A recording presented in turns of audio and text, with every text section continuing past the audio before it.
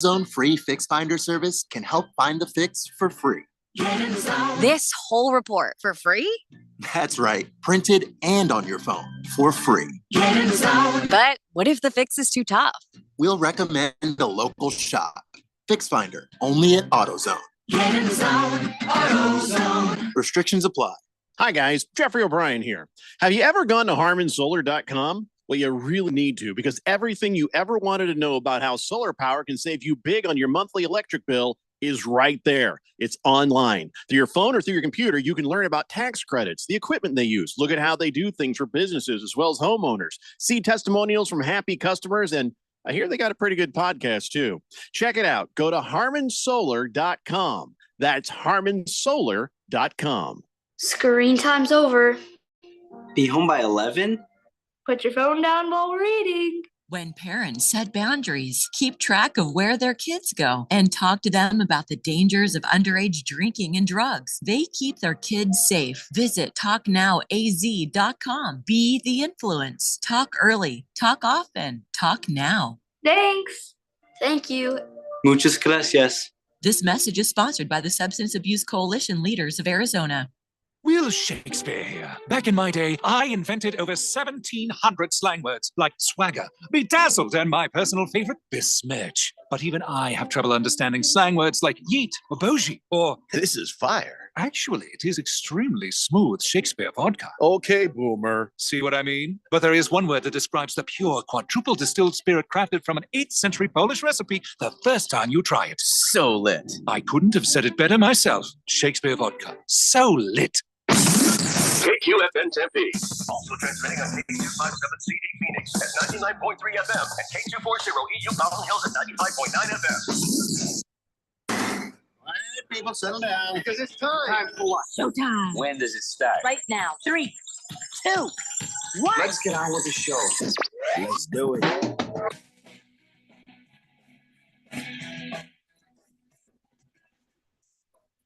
All right, everybody, it's Monday here on the Daily Blender. I'm your good friend, your radio pal, Jeffrey O'Brien, alongside Randy White. Got Phil the fill-in in the control room, and you guys are on the Fanatic text line, 888-368-1580, as we broadcast live in the Harmon Solar Studios in Scottsdale. So people in Philadelphia, shattered windows, burned buildings, overturned cars, and then the Eagles won the Super Bowl. So... Yep. Yeah, it was just it's a normal day in Philadelphia, I think, right there. Pretty normal. Yep, oh exactly. My God, how bad did the Chiefs look? At halftime, they were replaced by Kamala Harris. That's how bad the Chiefs looked yesterday. Oh, dear God. Oh, and then, Trump predicted the Chiefs would win. Then again, he's also predicted egg prices would be lower by now. So no wonder he left early with all the other Chiefs fans and stuff. But, okay, yes, Taco Kenny, how about that? Oh, no, I thought you were going to say something different. He said, how about that Puppy Bowl? Very exciting. Did not watch the Puppy Bowl. The Winchester Dog Show? Yeah, did you watch that? Okay, I guess the MVP Foxtrot with 2 touchdowns is one bad mother trucker, says Taco Kenny. He all right. No kidding. He's all right. I thought you were talking about Puppy Monkey Baby coming back to the Super Bowl in one of the commercials, the dumb commercials. It's over. It's over for the Super Bowl commercial thing, right? Yeah, there was about two. I mean, there was a Levy eyebrow commercial, and then all of a sudden, there was a mustache commercial. I hated that one. I thought the funniest commercial was Bud Light, where the guy accidentally threw a lame party, and those 2 guys lit it up. I was laughing all the way through that one. Yeah, it didn't really move the needle for me. In fact, Eugene Levy's eyebrows and then the mustache, yeah. What I wonder is, did any of them ever get together and have sex and make weird facial hair? I don't know. It just those are the things I sat here wondering. And the other thing I ended up wondering is, why does Budweiser still deliver beer by horseback? That just doesn't seem like, we've got trucks. I don't understand why horses are involved anymore. Anyway, I see what you're saying. Yeah. So then there was the game. By the way, I was scrolling through the Twitters and I saw that Phil was being held captive in an ISIS cave or something, or was at Ralph's house. And you watch the You watched the Super Bowl at Ralph's place? I did. Yes, Ralph, believe it or not, makes a good burger. Well, he don't make nothing. His wife is the cook in the house, right? She made the good stuff. Everything else that wasn't the burger was his wife, and yes, it was also delicious. When Ralph took the he was like, I don't know, but it was the end of the game. He was recording something and he showed everybody. Everyone looked like, how long do we have to still be here? I felt like everybody was in duress. It was a long Super Bowl. It was a long day and a long Super Bowl. I was exhausted by the end. You went morning to night with Ralph. Yes, absolutely. Randy even showed up for the live remote. Shout out to Randy. And I was going to come to the thing. But I kept getting phone calls and people asking for help. And I thought, you know what, maybe I better not move. And then I was sitting around waiting for a producer to let me know it was time for me to be on. I was ready to be a guest on this thing. So I'm sitting there. I'm like, I don't think they're calling, man. All right. I went on with my life. That's hilarious. Yes. We're so professional around here. Anyway, like a well-oiled machine. But I heard that the live remote broadcast at the spot was a lot of fun and a nice crowd showed up. And how was the food? Yeah, delicious. I think me and Randy both enjoyed a burrito there. It was so good. It had hash browns inside the burrito. Jeffrey, have you ever enjoyed this? No, I don't think I would like that. If I have a breakfast burrito, I have the potato taken out. You know, a little Irish want to forget it. You know what I'm saying? It's kind of like the Big Mac, but for a burrito, where there's bread inside of it, or there's a starch inside of it, and it works. It adds to it. Yeah, no thanks. But no, I don't think I'd want hash browns inside of a hamburger either. You know, I don't know. But how'd you like it, Randy? Oh, I liked it a lot. Yeah, they finished it. They had the burrito, like Phil said. They had the tater tots, and they were crispy tater tots inside the burrito, and then they were finished crispy. Yeah, they were very crispy. Yes, and they finished it on the grill, the burrito on the grill, so it was nice and tight, and it had that little crunch when you bit into it because it was finished on the grill. It was very good. Yeah, very good. Well, a spot seems like a cool place to go. So I guess with Randy's appearance, it's blender approved. Yeah. Oh yeah. Yeah. No, it's a nice little place. They've got big screen TVs, man. They all work. They've got great food. It looks like. I didn't have all the food. I just had the burrito. But from what I saw, from what other people were enjoying, yeah, it was nice. They've got all kinds of drinks and drink specials going on. So yeah, enjoy it if you're on the West Side. West Side. So, like I said, with Randy's appearance, it's blender approved. With the appearance of money, it will be Fanatic approved. Absolutely. Anyway, people are actually, I can't believe this, texting about the commercials. Seriously, there was no commercials worth even texting in about. I mean, when I saw Puppy Monkey Baby in that Instacart commercial, I was like, it's Puppy Monkey Baby. And then after that, I was just the rest. I mean, Seal was all right. That kind was all right. No, that was Seal awful. that was okay. That was the biggest sellout of the night. Oh, well, as you know, we here at 1580 The Fanatic, and specifically the Daily Blender, we respect game when it comes to selling out, because we'll sell out so damn fast. It gotta be my Instacart crotch scratch. You know what I'm saying? I don't care what they give us money for; it's theirs. But anyway, Devil Hawk. Hold on a second with that thought. Let's see. Moist One says pizza roll commercials was decent. Pizza rolls. Yeah, the pizza rolls where they meet the alien. The alien is leaving with said pizza rolls, and then kills the alien. Yeah, that was dark, and I appreciated it, but it wasn't that good. Yeah, I was gonna say, don't lie. It was a little funny. It went on a little long, but it was funny. It was all right. Magnificent Mr. Mormon says, I like the Jeep commercial with Harrison Ford. Very patriotic. I don't know about patriotic, but it was. I'm a Jeep guy, so I appreciated it. And Harrison Ford's still pretty cool. Big George. Yeah, he's not talking about what we're talking about. I'll get back to you, George. I'll get back to you. Average Joe, you're right. The commercials suck. The worst one was the cowboy hat flesh guy. So gross. Oh, yeah, he looked like a deformed penis, didn't he? Oh, that was so bad. That was so disturbing bad to look at. Devil Hawk says, Jeffrey actually driving to the West Side. Thanks for that chuckle. Made me laugh.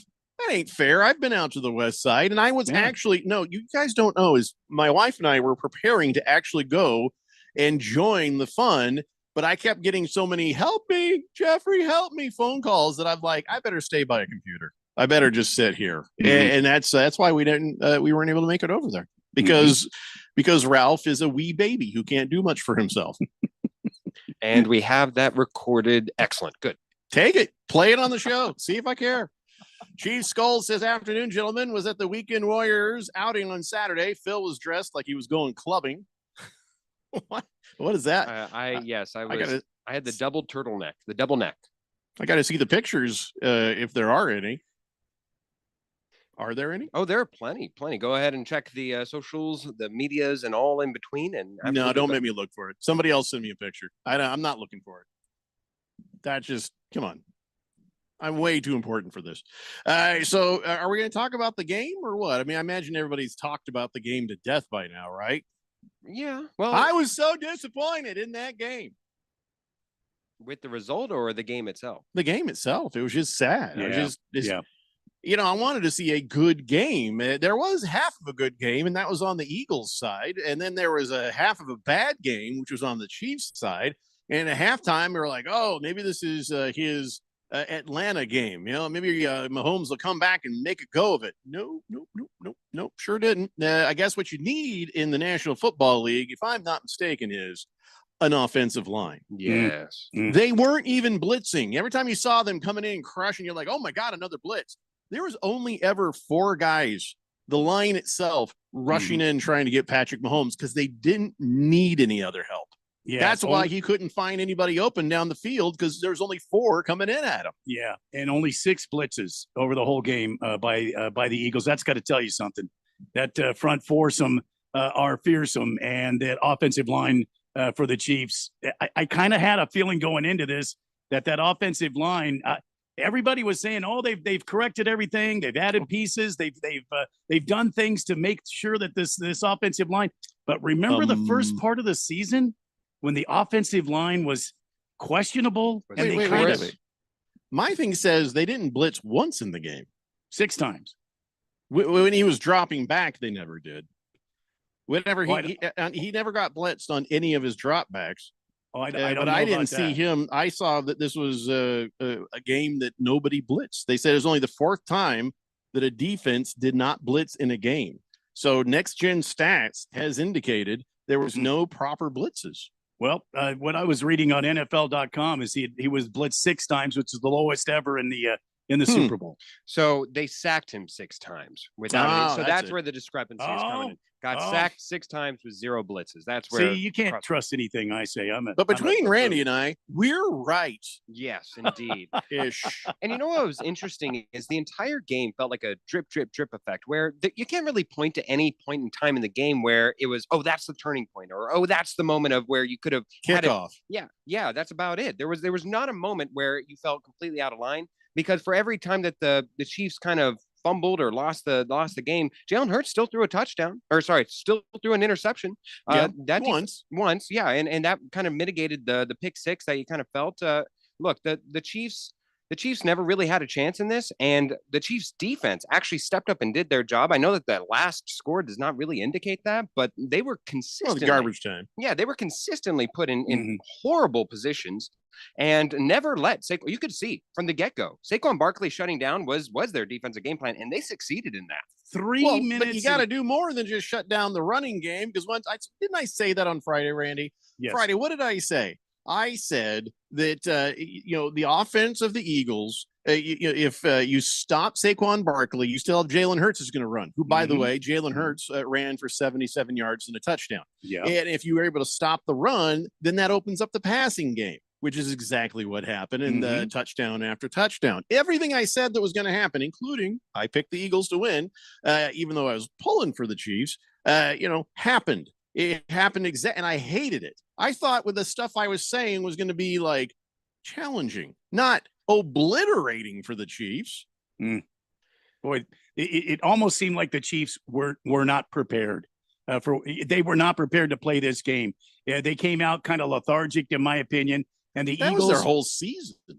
From the Eagles' first get-go, it was even after that first call and I could hear all the the people out there going, see, the Chiefs are going to win on official calls. Right. And then Kim showed me this funny X thing that went out with, it had the Chiefs warming up for Super Bowl 59, and it was the referees. I giggled at it. I thought it was funny, but see, and then all of a sudden, real quiet after that, didn't it? And nobody Yeah, mentioned sure the referees, did they?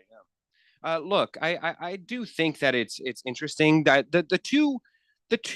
one reason that a lot of people are pointing to, if you're a Chiefs fan, on why it might have happened that way, because Patrick Mahomes looked uncharacteristically bad. The one reason is that if you ask Chief fans, early in the game, the first sack of the game, or at least the first pressure of the game for Patrick Mahomes, he kind of hits the turf on a where he's trying to escape pressure, and he hits the turf, kind of bangs onto the turf, and people are wondering whether or not he had a concussion there. No, you won't ever hear an excuse coming out of Patrick Mahomes, but that is an interesting just little tidbit. No, not every time you get tackled do you get a concussion. And trust me, people would have noticed that. A lot of eyes on Patrick Mahomes to see if there's anything going on, underneath the helmet. But no, he was just he was under duress the entire time, and it had to occur to him. There's only 4 guys coming in here, and I still can't seem to get anything done. And then they tried to make some adjustments, and even those adjustments didn't work. If you thought they worked later in the game, you're wrong, because that was second and third string defense out there.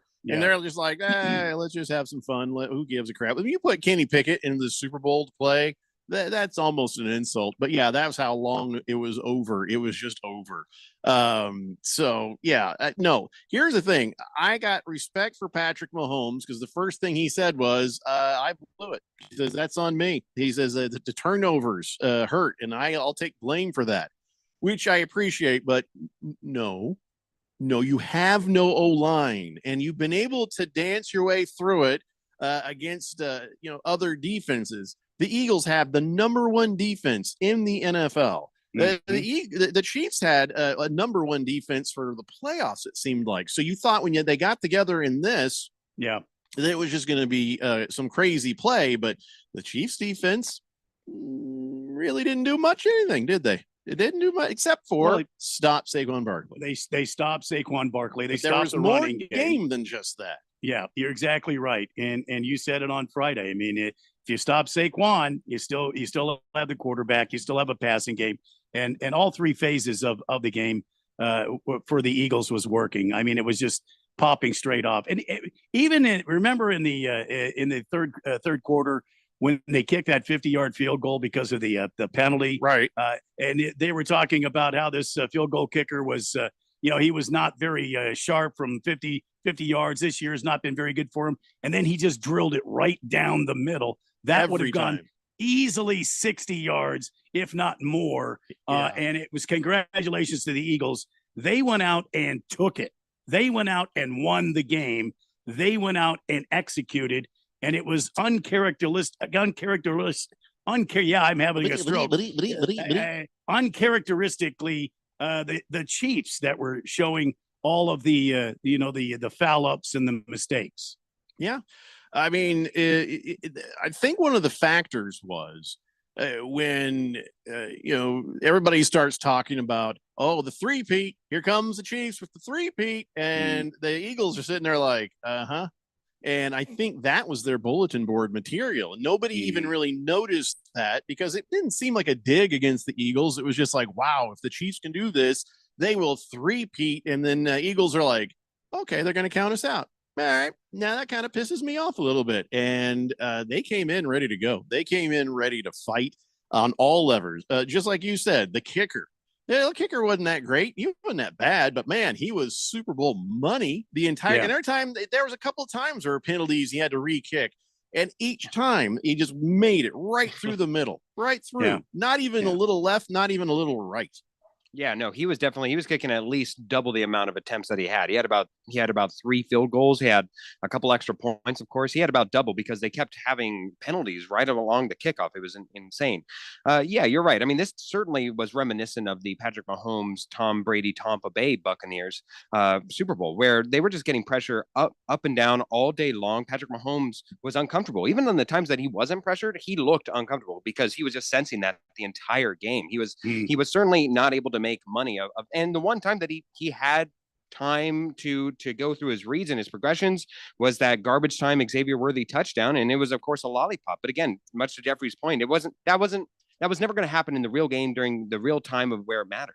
You know what's weird is the first couple of times they had the ball, the O-line held up and Patrick Mahomes had time. It seemed like an eternity, but he couldn't find anyone open. Why? Mm-hmm. They were only bringing 4 guys in, and that pass coverage for the Eagles was really better than it usually is. Smothering all the way around. The Eagles played exactly the game they needed to play, and the Chiefs, well, they crumbled. And I think that you knew as the regular season was going how they just eked out these wins. One score game. They just barely did what they needed to do to get by. And I thought they were just taking it easy. Turns out each one of those was probably a ginormous effort for this Chiefs offense. And they got to fix that in the offseason for sure. Yeah, no kidding. Mr. Pink Eye says, new co-host? Not yet. We're working on it. He says, maybe Eagles can be the dynasty, huh? Good quarterback and running back, good defense. Well, they definitely can make a case for it, but don't even say the dynasty word until they've won another one. Yeah, no, this is not a dynastic team. They are arguably the best team in their division heading into next year with Jaden Daniels. But they have Jaden Daniels and the Commanders have a load of cap money to reassess that team, and this was the worst version of that team that Jaden Daniels will have. I'd say wait on dynasty. They won one. Calm down. What the hell are you talking about? The Commanders. This was the best result that the Commanders could want, Jeffrey. You get Nick Sirianni for the next 4 years on an extension. My goodness. You know, it was the Eagles, right? That won. Yes, I know. What are you talking about the Commanders for? The Commanders are Nick Sirianni and the Eagles won. But because of that, I think that's going to allow them to sign an extension for Nick Sirianni. And I for one, just don't have much faith in Nick Sirianni. Now, neither did the Eagles organization. So once you have him for an extended period of time, that's all buoy for the rest of that division. Oh, okay. All right. That was a long way to go for that. We got to take a break. When we come back, we will get back to the text line. We'll talk as much about the Super Bowl as we have to. I mean, by this point, you've all heard it. You've all said it. It's all been done. But, you know, I'm not going to tell the listeners of the Daily Blender and the Fourth Dimension here to, you know, how to have a conversation. So whatever you need to get out of your system, get out of it now. It's the Daily Blender here on 1580, The Fanatic. Lowe's knows that your deadlines don't change, even when your job does. But with Lowe's Buy Online, Pick Up in Store, we'll help you adjust on the fly. And when you absolutely can't leave the project, we can deliver to your job site as soon as same day. Lowe's knows pros. We help, you save. Valid on eligible in-stock orders and select zip codes placed by 2 p.m. for same-day delivery by 8 p.m. Subject to driver availability. Fees vary based on purchase. More terms apply. See Lowe's.com/same-day delivery for details. Everybody's got a podcast these days. Comedy, politics, true crime, you name it. But how many actually teach you anything useful? Harman Solar has an entertaining podcast that is vital if you've been thinking about looking into solar, but you don't know where to start. Ralph and Ben explore the intricacies of utilities, equipment, processes, and more. Their primary objective is to educate and empower you to make informed decisions on your solar journey. So increase your knowledge, not your bills. Go check it out right now. It's the Harman Solar Podcast at harmansolar.com. Make extra money daily from your sports betting? Dylan Cohen from Beat the Book here. You know, I'm always about finding ways to take sports betting to the next level. And that's exactly why I'm pumped to tell you about Edge Boost, the financial platform that pays you cash back to wager. Edge Boost is an online bank account that pays you for every deposit. With the Edge Boost Visa debit card, you're getting up to 0.5% cash back on all of your sportsbook, daily fantasy site, and casino transactions. That's free money back in your pocket just for doing what you're already doing. It's a no-brainer. Plus, your Edge Boost debit card starts with a $250,000 daily limit, and it will never be declined for gambling activity. They've got built-in tools to help you stay responsible, and there's absolutely no hidden fees or minimum required balances. So stop leaving money on the table. Visit edgeboost.bet to learn more and sign up today. That's edgeboost.bet.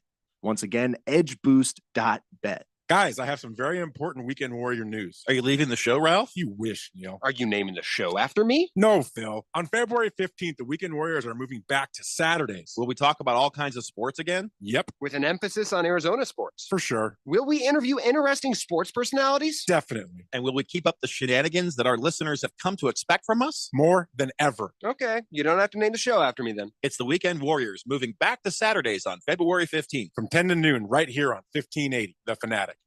Simple and striking, pure and eternal, refined and luxurious. It makes a statement like nothing else. Celebrate your special love and show it to all the world with the gift of eggs. Whatever the occasion, dazzle her with eggs.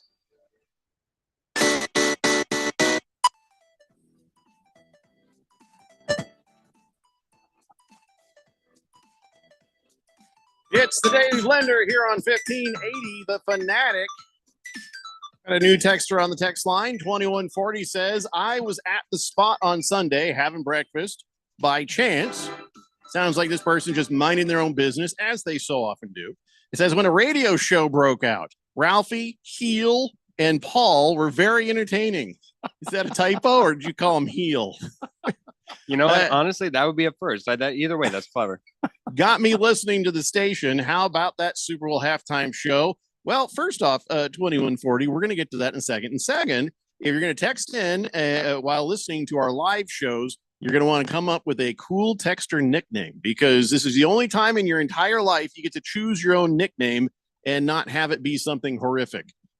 So might want to work on that. Randy, maybe you could suggest a few. Let's make them, since they don't know our show very well, make them safe, a little safer versions. But why don't you go ahead and give us some of the available texture nicknames? Don't really have any safe ones, Jeffrey, but I will go through the list here, and I will do my best. There's Batman's Gadget.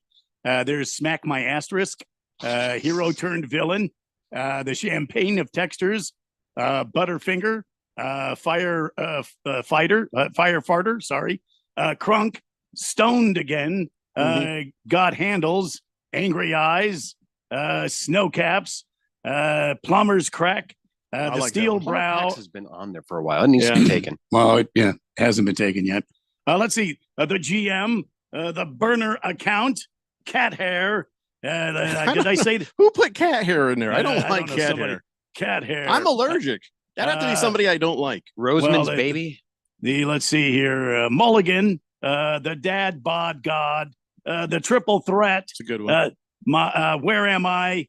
Just the Knuckle, Plus Okay. One. Well, let's go ahead and leave it there. Now, this person might come back and say, "Wait, I'd like to hear the not safe ones, please." Oh boy! So we don't know what kind of person we're dealing with. So let's just go from there. So, and then remember, you can just choose your own. You come up with your own. Maybe there's something about your personality or something that you wanted to make this like to your team or something like that. Or, like I said, maybe you had that nickname you always wanted everybody to call you, and you're like, "Hey," you try to get them to call you that, and everybody's like, "No, because you can't pick your own nickname." Well, here you can, 2140. So let us know what you like. No, Moist One, we'll never use Butterfingerer. That's not doing that. Chief Skull says, I missed having a cool pina colada at the spot, but it wasn't raining either. Didn't we all? Nice try, Chief Skull, but as you know, that song has been banned by the owner of the radio station. Yeah, the next time I play that song will be my last, is what I've been informed. Seabass says, Breaker, Blender Boys, do you read me? All right, Jeffrey, you asked for it. You said for us to get it out of our system, and I can't hold it in any longer. I'm sick of my fellow truck drivers trying to pass me in the left lane, going the same speed, causing a backup behind them. Speed up and pass. We agree 100%, Seabass. Oh, yeah. All of us Yeah. regular vehicle drivers Agree. But when I said get out of your system, I don't think that wasn't. Isn't that really what we where I were was talking going? about? No. Talking about Super Bowl stuff. Yeah. 2140 says, do you have any female friendly texter nicknames like Soccer Mom Assassin? Well, then why don't you be Soccer Mom Assassin? That's not bad. Soccer Mom Assassin. But here's the question. Are you an assassin that kills soccer moms? Or are you an assassin that is also a soccer mom? A soccer mom who is also an assassin. Yeah, because then I think you need the soccer mom assassin, I think adds a bit of a title to it. No, but it still leaves you guessing. Is this person killing soccer moms or Right. is this a soccer mom killing people? I don't mind that at all. But I don't mind the mystery at all. no, Moist One, we're not doing MILF and cookies. That's not not happening. So do we have any female oriented ones specifically there, Randy? We try to accommodate wherever we can. I really don't. I've got bad ones that are female. Oh, they don't. No rude ones. No, none that are mean. I mean, there's nude texter. Nude texter is not female oriented. The nude we prefer texter it was, but I mean, there you go. But let's see. I guess instead of Papa Woody, it could be no Mama. No, Mama Woody. No, no. Instead of Jack Wad, it could be Jill Wad. No. Just stop trying. Yeah. Average Joe says, how about Hot in Arizona? Is that female oriented? That's not a bad name. Well, I mean, it could be. Because I know you're like Sleepless in Seattle. Feckless in Phoenix would be good. If only it's a F and a P and it's not really alliteration, but it still works. Feckless in Phoenix. I don't know what a Phoenix is. Jesus, Moist One. I can't even read that one. And Boomer Sooner, shame on you. I can't do that either. I'm disappointed in Moist One, but I am more so aghast on Boomer Sooner. Yeah. Oh, are you seeing these? No, I'm not. I know that was a test, but no. It's not a test. I'm just saying. You see, only one person's supposed to be on the text line at a time. I wouldn't have been mad if you forgot, but I would have reminded you. Boomer Sooner says, ouch, KC was torched. Eagles never blitzed. By the way, Hurts is a Sooner. Oh, no wonder you're all wrecked. That makes sense. Okay. Did you guys agree with Hurts as MVP? That felt to me like it should have been more defensive oriented. And how do you do that though? I would have given it to Cooper DeJean, for the one thing he did. I mean, he was out there. Six. I know he was out there. It was a pick six, but Jalen Hurts, he played the whole game. And, if you could give the MVP to the entire defense, I'd be on board. But there was not a one standout on that line of four. It was all of them equally just destroying Patrick Mahomes. And DeJean with what, you going to give it to him because it's his birthday? It's his birthday. It's a pick six. And it really should have been somebody on the defense. Jalen Hurts, it really did just feel like, okay, if it's going to be anybody, it obviously can't be Saquon Barkley. DeJean didn't have like a dominant singular game where you go, that's the most valuable player, because you can't identify a guy on the defense when the defense did it as a team. I mean, I think they should have been able to say the entire defense was the most valuable player, period. I mean, they should have been able to do that. No Boomer Sooner. Let's see. Baker's cocky hen says the MVP should have been the Chiefs' offensive line. Yeah, MVP for the Eagles. Yeah, LVP maybe. Let's see. George says, the Chiefs needed yesterday. Oh, boy. A power outage. Oh, that almost worked for the San Francisco 49ers in that Super Bowl they played last time in the New Orleans. I mean, they just needed a new offensive line, something. I mean, they tried middle of the during halftime. They adjusted. They brought Tooney back to left guard and then brought out DJ Humphries, Arizona's own, over to the left tackle. And it almost seemed like it made it worse. But he came, recovering from injury. And so, maybe they tried him too soon. And if they swapped him out, it doesn't seem like it made much of a difference. The entire line just not great. Let me tell you something. That was a good old-fashioned ass whooping is what happened on Sunday. That was a good old-fashioned ass whooping, and the Eagles did the whooping. I mean, and you can talk a lot about new offenses and new offensive schemes and modern football, but it all breaks down to line play. And the Philadelphia Eagle defensive line whooped that ass on that Chiefs offensive line. And the Chiefs offensive line was like a Nick Cannon condom. Didn't work. Never boy. worked. No matter what happened. Stuff kept coming through. There was no stopping it. Soccer mom assassin. That's what we're going to call you. She says, I am a soccer mom, and I'm an assassin with my minivan, weaving in and out of traffic, dropping kids off, picking them up. Then you are now officially hereby decreed soccer mom assassin on the Fanatic text line. There it is. Welcome in. Welcome to the show. Also, Sports Girly sent me a picture of you guys' setup. And turtleneck, Phil? Really? Yes. She actually helped me with the double turtleneck. I didn't know. She had double turtleneck. Yes, you neck it and then you double neck. That's the uncircumcised turtleneck. That's a lot of turtleneck. No, I think I like your your chain.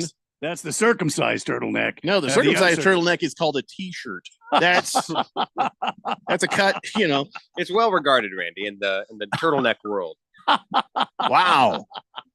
Turtleneck. What wasn't it hot in there? And no, during the morning when we had, because again, remember, this was an early morning remote. It was freezing until it wasn't. Then I changed. For the game, I changed out. You can see this online. Oh, yeah. Now that you mention it, I can see Neil's nipples. Okay. So, it was a little bit chilly that morning. And boy, were we looking. During the show. Can't look away. You just can't. Really Rainy City Bitch Pigeon says Hurts should just buy all the defensive starters that Tom Brady watch, and it's all good.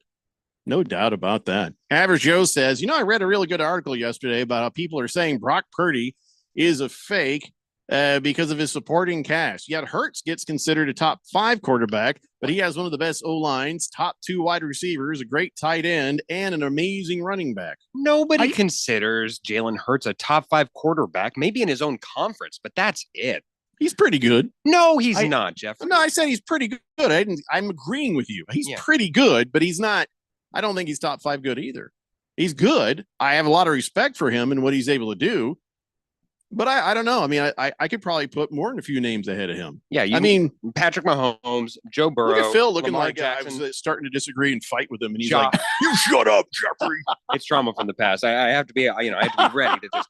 I'll whoop your ass, little man. Yeah, there we go. New female texter name, Molly's whooping or something like that. All right, but yeah, you go down. The earliest he can come in is at number 5, and even then, you're being intellectually dishonest. The only argument that he wins is maybe top of the NFC, and even then, if you're being honest with yourself, you're taking Matthew Stafford. If you're being honest with yourself, you'd think about Jaden Daniels, and then maybe Jalen Hurts. That's about it. You sure you're not jumping the gun on old Jaden Daniels? I could probably find somebody else for that list that's not Hurts, but are you sure about that? I'm not sure. I'm not sure, Jeffrey. And honestly, if you're drafting between the two of them, you're certainly drafting Jaden Daniels. But like Jaden Daniels. Here's the thing on Jaden Daniels. Can we just wait and see what happens this upcoming year and see if he can repeat performance? Because usually there's that sophomore drop off, or as a lot of people like to call it, the sophomore slump. Can we just wait and see how he settles in year 2, 3, and beyond? And once he gets to about 5 years, then we can start talking about, is he the best quarterback in the league? I'm willing to wait, a la CJ Stroud having just a horrific one, but more to the point, Jalen Hurts being considered in any circle, even with the Super Bowl victory. Great job, not taking anything away from you. I'm very happy for Jalen Hurts. I'm very happy for Jalen Hurts, Saquon Barkley, Cooper DeJean, because of their birthdays and everything else. I just somehow wish that Nick Sirianni and the Eagles fans both could have lost in spite of themselves. No, that's fair. By the way, here's my impersonation of Jalen Hurts happy. Oh my God, it's spot on. Damn, that's perfect. That is spot on, Jeffco. I worked on that all morning. Chiefs, can just somebody tell his face? That's all I'm saying. You won the Super Bowl, Jalen. Somebody tell his face. Chief Skull says Phil had a chain hanging out of that turtleneck. He had a very 70s look. Did you know that Travis Kelce was going to show up wearing a whole 70s garb too? He had like a brown suit with the chains and the chest hair out and all that. And it's like, that was all good fun until you lose. Then you got to walk out of the locker room looking like that and be like, Travis Kelce had himself a horrible day. Like if he retires off of that, he's going to have the reverse Ray Lewis, where Ray Lewis could not have had a better time, retired right after the Super Bowl, and went off into the sunset. Travis Kelce, if he retires, I think almost because of that performance and how many drops he had, uncharacteristically so. Well, he had 2 drops right off the bat, and those were pivotal moments that it could have gotten the ball rolling, a little momentum. But to be honest, was not his fault. I know one of the drops, was kind of out of his reach and low. It was just more a matter of what was going on with Patrick Mahomes being rushed and under pressure all the time. So you can't even blame this on Travis Kelce. I'd say one of those 2 he should have had, but that's just like any game, right? You've seen him drop a ball and then go on to have 120 yards. So I don't put this on Travis Kelce, but I guess, you know who does put it on Travis Kelce is Travis Kelce for sure. Oh, yeah. My wife was like, I wonder if he's going to be mean to her tonight. Like, why would he be mean to her? Just because, he had a bad day at work. Just, I don't think he'd be mean. Travis Kelce strikes me as the guy who's going to be very quiet and kind of like, okay. Like that. He's not going to give Taylor a hard time. No. But yeah, Jalen Hurts at least gave credit where credit was due. He says, in that interview with, what's her name? Defense wins championships. And he gave the credit where you could tell the credit was due. So you got to give him respect for that. Saquon Barkley was like, hey, it's cool to break a rushing record, but I like the Lombardi Trophy more. He didn't even care. He didn't even care that they held him. Seriously, that's probably the best defense against Saquon Barkley. That's all they had. But that was the best defense you might have seen this year against him. So he's just like, that's fine. We still won. I get a ring. Everybody's happy. And, see what happens next year. Yeah. So, all right, we got to take a break. When we come back, there's a couple more texts on the text line. We have a few more things to discuss about the old Super Bowl, and then we'll move on to other things. It's the Daily Blender here on 1580 The Fanatic. Make extra money daily from your sports betting? Dylan Cohen from Beat the Book here. I'm always about finding ways to take sports betting to the next level, and that's exactly why I'm pumped to tell you about Edge Boost, the financial platform that pays you cash back to wager. Edge Boost is an online bank account that pays you for every deposit. With the Edge Boost Visa debit card, you're getting up to 0.5% cash back on all of your sportsbook, daily fantasy site, and casino transactions. That's free money back in your pocket just for doing what you're already doing. It's a no-brainer. Plus, your Edge Boost debit card starts with a $250,000 daily limit, and it will never be declined for gambling activity. They've got built-in tools to help you stay responsible, and there's absolutely no hidden fees or minimum required balances. So stop leaving money on the table. Visit edgeboost.bet to learn more and sign up today. That's edgeboost.bet. Once again, edgeboost.bet. Accomplishing goals is hard, but when your goal is to learn a new language, Babbel makes it easy. Babbel is designed with you in mind. From expert-created lessons to conversational video units and even live classes, you can personalize your Babbel experience to be exactly what you need to really learn a new language more easily. Go ahead, set a goal for yourself. Accomplish it with Babbel. Try Babbel for free. Go to BABBEL.com. That's Babbel.com. Hungry for something exciting? Then come experience what's new at Kasai Japanese Steakhouse with 2 Valley locations. No one does Asian-inspired cuisine better or more authentic than Kasai, where talented Teppan chefs create the food, the fire, and the fun of teppanyaki. Kasai Japanese Steakhouse, it isn't just dinner, it's dinnertainment. A memorable dining experience where a delicious 7-course meal is prepared right at your table with flair. It's the perfect choice for celebrations, date nights, or a night on the town. Choose from over 30 different items and combinations of teppanyaki, Asian fusion, and innovative sushi. Happy hour is always on fire with their daily specials. Try their new $12 bar menu items, Wagyu beef and Mongolian pork sliders, chicken or beef satay, and 3 delicious flavors of chicken karaage. 2025 is on fire at Kasai with 2 locations, Scottsdale Road in Thunderbird, and now open in Peoria at the 101 in Northern. Go to KasaiTeppan.com. That's KASAI Teppan.com or search Kasai on your mobile phone. Get in zone, AutoZone. Welcome to AutoZone. What are you working on today? My check engine light's on? That could hurt your gas mileage. The AutoZone free Fix Finder service can help find the fix for free. This whole report for free? That's right, printed and on your phone for free. But what if the fix is too tough? We'll recommend a local shop. Fix Finder, only at AutoZone. AutoZone. Restrictions apply. If it's local, we talk about it. 1580 and 99.3. The Fanatic.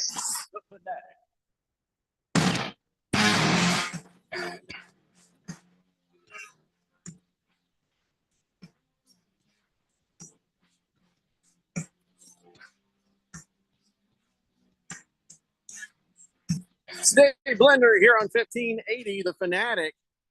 Quiet Cannon says, how did Patrick Mahomes get sacked 6 times and there's no blitzes by the Eagles? If I'm an NFL coach, that's what I'm looking at. Oh, I guarantee you that will be looked at, and that will be an area of focus. Remember, the Chiefs will get the second to last pick in the first round of the draft. Bad for quarterbacks, good for O-linemen. They'll still be in a good position to try to rebuild that offensive line. It's not about the receivers at this point. It's more about just protecting Patrick Mahomes and giving him just a little bit more time, and trying to make sure he doesn't eat some grass. Bullseye says, this is Taylor Swift yelling at Travis Kelce from last year. Sounds like she's the crazy one. Whatever you think you sent, I didn't get, and I couldn't listen to it through the text line anyway. So I don't know that. I don't know what you're talking about. Baker's Cocky Hen says the halftime show should have been Shaq with the Eagles defense just singing, Patrick, tell me how that booty tastes. I can't read what he actually said.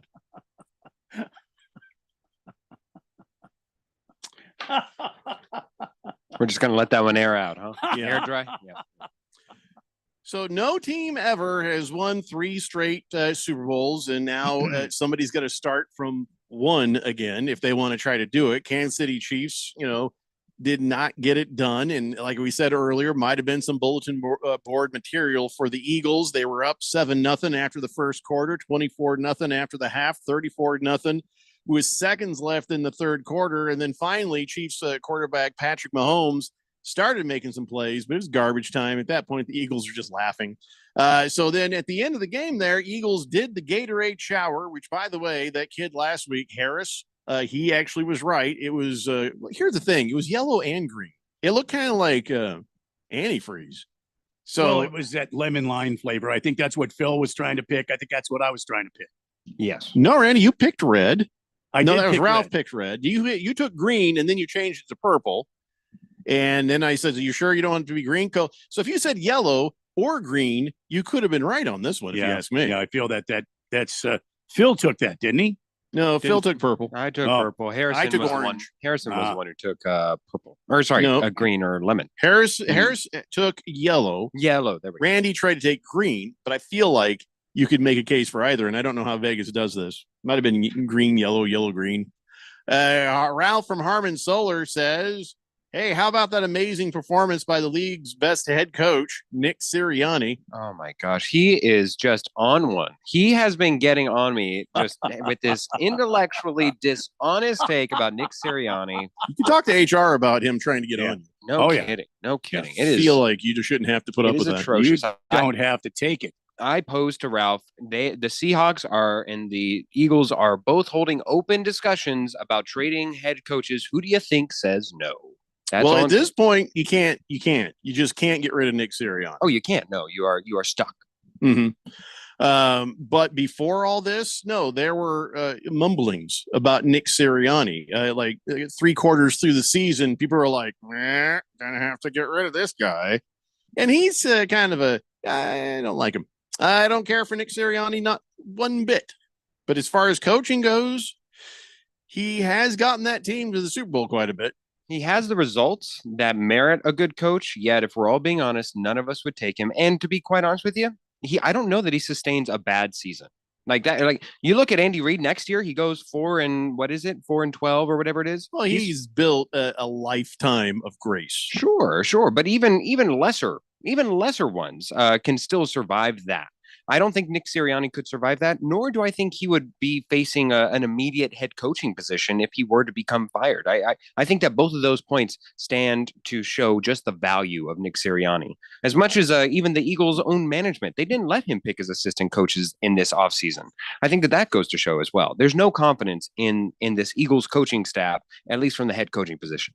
Well, but now you've got a Super Bowl trophy. So you do. Doug Peterson has one too. Peterson has one too. Stuck with him. Yes. Oaktown Destroyer says, "Hey Joe, good afternoon. Where's Keon?" I think he means J.O.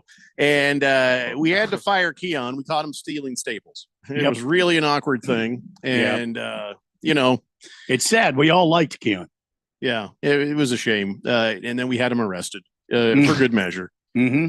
No, he quit. He got a better job. He moved on. That's why. So now we're actually having tryouts for new guys because Phil is just a fill-in. Phil, he's like, you can't call me Phil the fill-in if I were to be on the show. So we decided, yeah, you're right. You can't be on this show. And so he's Phil the fill-in. Mm-hmm. Boomer Sooner says, did you guys in the studio like or dislike the halftime show? I couldn't understand too many words. Let me tell you about the understanding words of Kendrick Lamar's performance. I was scrolling through Twitter and I saw William Shatner, 93 years old, sitting in his big old easy chair. He's got a giant TV on his screen and he's watching a halftime show, closed captioning on. Like, oh, why didn't I think of that? Why didn't I turn on the closed captioning? Because I'm sure whatever it is he was about to do, they had pre-plugged in. Nobody's sitting there typing because everything would have been wrong. But man, William Shatner, smarter than me, that's for sure. But I didn't understand much of it myself. I was listening for certain things, but I'll tell you what though, Drake's 2025 keeps getting worse, doesn't it? Kendrick Lamar looks at the camera and goes, "Hey Drake," and just smiles with a bleep eating grin. But I mean, this year for Drake, first Kendrick Lamar cleans up at the Grammys. Yesterday, he went all the way there. There was a question if he was going to go there. He went all the way there. Acted like he wasn't going to go there. Then he did go there. He played Not Like Us, which is the song that accuses Drake of being a pedophile. First, he performed Squabble Up, then Humble, then DNA, then Euphoria, then Man at the Garden, and then a little bit of that Peekaboo. Then he told the crowd he wanted to play their favorite song, but, they love to sue, he said. But then he still held off. He launched into Luther, followed by All the Stars. Then that had SZA in it. SZA.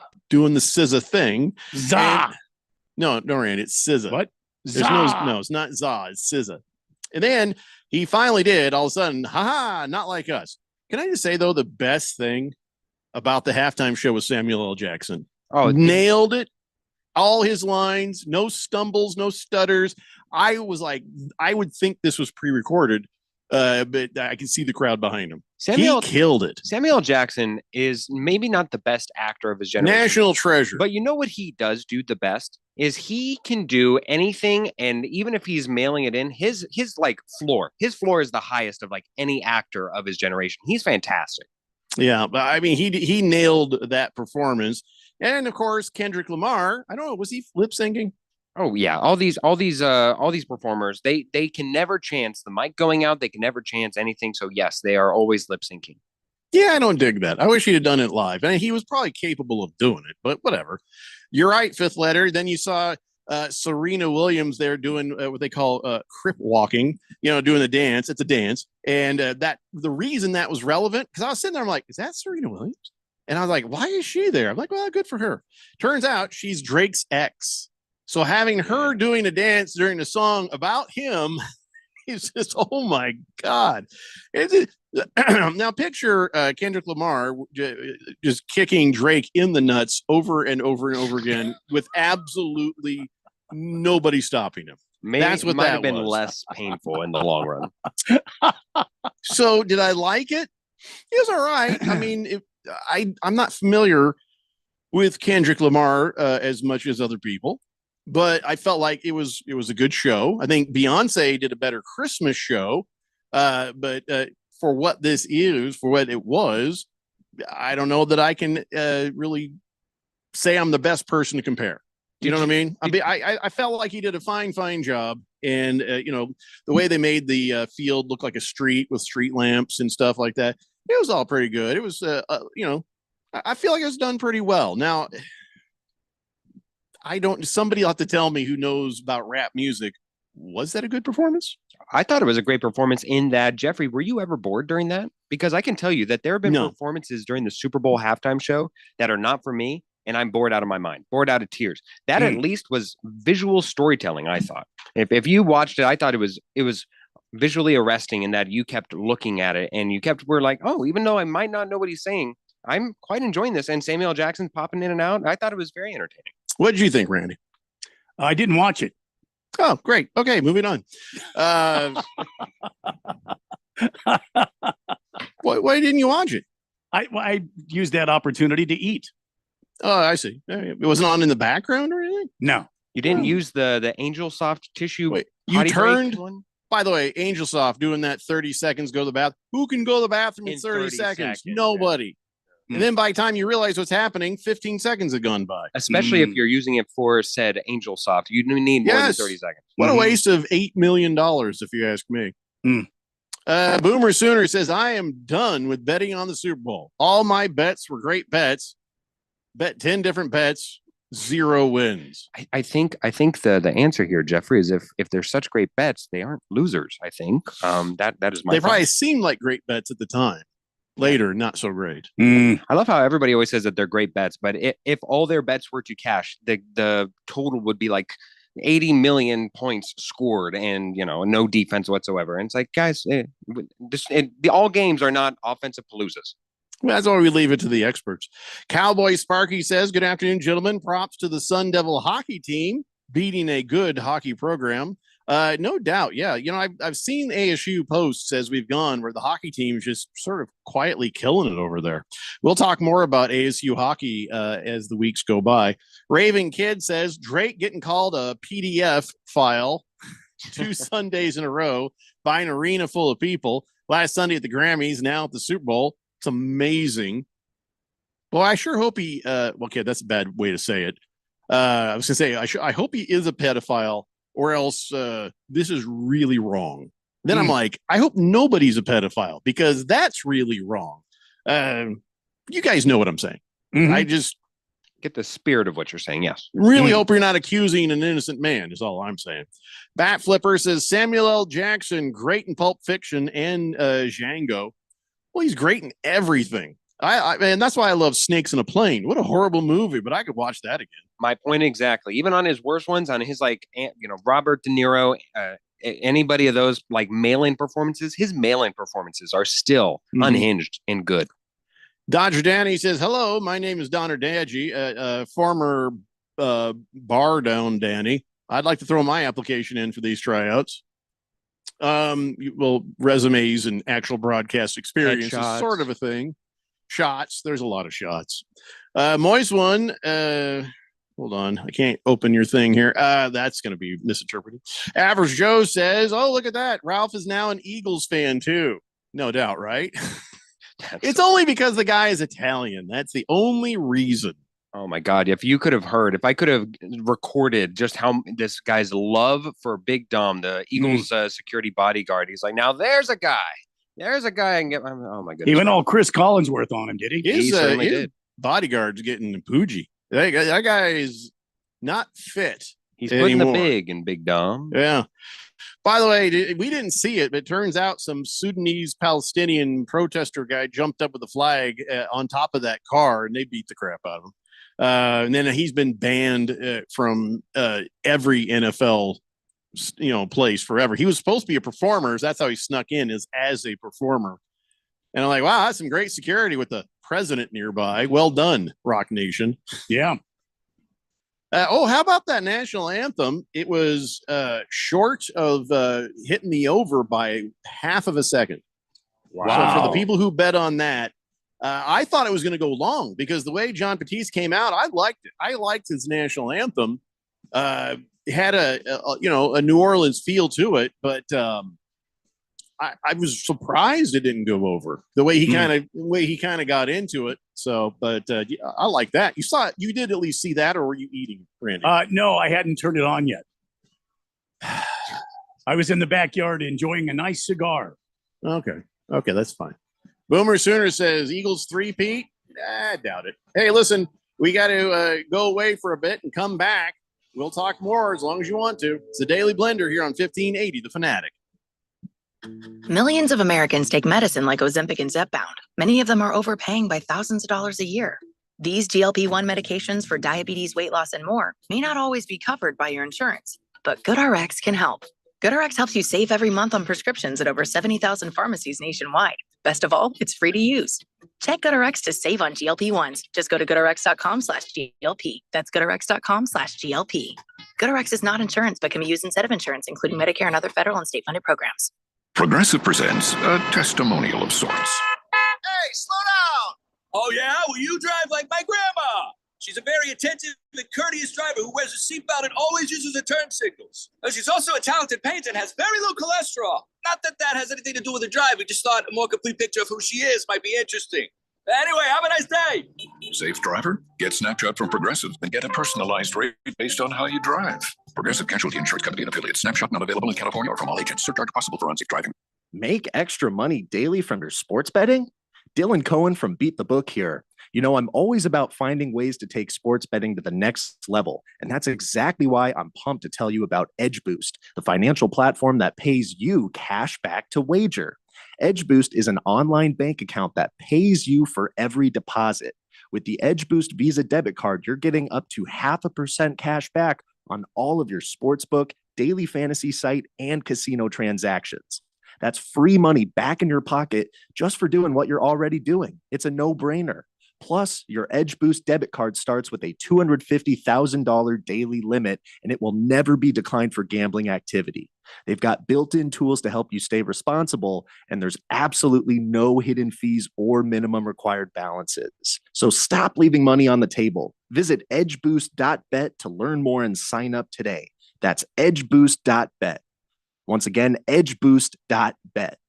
Sun Devil men's and women's basketball are ready for a Big 12 showdown. Jihad at the left elbow bounces to Clayton's cutting on the left baseline for a slam dunk. Catch Sun Devil men's and women's basketball for a hoops doubleheader Saturday, February 15th, when the Sun Devil women play host to Utah at 2 p.m., followed by the Sun Devil men's basketball team at 6 p.m. when they take on the TCU Horned Frogs. Get your tickets today by calling 480-727-0000 or go online to sundeviltickets.com. I'm an Arizona truck driver. I deliver food, medicine, supplies, and hope. And during times of crisis, I support our communities. But every day I see people putting lives and families at risk. Distracted driving is deadly, period. Be aware, be safe, and visit sharetheroadaz.com and find tips on how to drive safely around trucks. This message is sponsored by the Arizona Trucking Association Foundation. KQFN Tempe. Also transmitting on K257CD Phoenix at 99.3 FM and K240 EU Mountain Hills at 95.9 FM. All right, people, settle down because it's time. Time for what? Showtime. When does it start? Right now. 3, 2, 1. Let's get on with the show. Let's do it.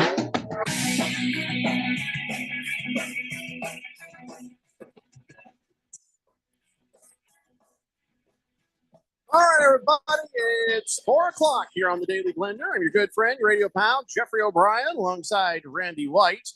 We got Phil, the fill-in the control room, and you guys are on the Fanatic text line, 888-368-1580, as we broadcast live in the Harman Solar Studios in Scottsdale the day after.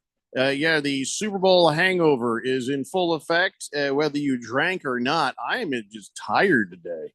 You know, I don't know if that has anything to do with even the Super Bowl, to be honest, but I'm just tired. My eyes are like tingly watery, you know? I was going to say that, all right, everybody, wasn't quite as all right, everybody, as it usually is. Jesus, I'm being judged on that now, too? Oh, my God. Welcome to the show, Jeffrey. So you're going to be, wow. They're going to be great, report cards and everything. I would give it an A+. I mean, I don't know what Phil's looking at. No, it's still in the A territory. I give it an A+. I'm the Samuel L. Jackson of the blender. So. Amen. Yeah. Yes. Anyway, iconic. So yeah, we've. I guess there's some more things we can talk about in regards to the Super Bowl until everybody gets it out of their system. Although it's your girlfriend, Sports Girly. Sports Girly, yes, everybody knows that. She says, well, no, because not everybody listens to Sunday. Oh, that's true. Yeah. Yes.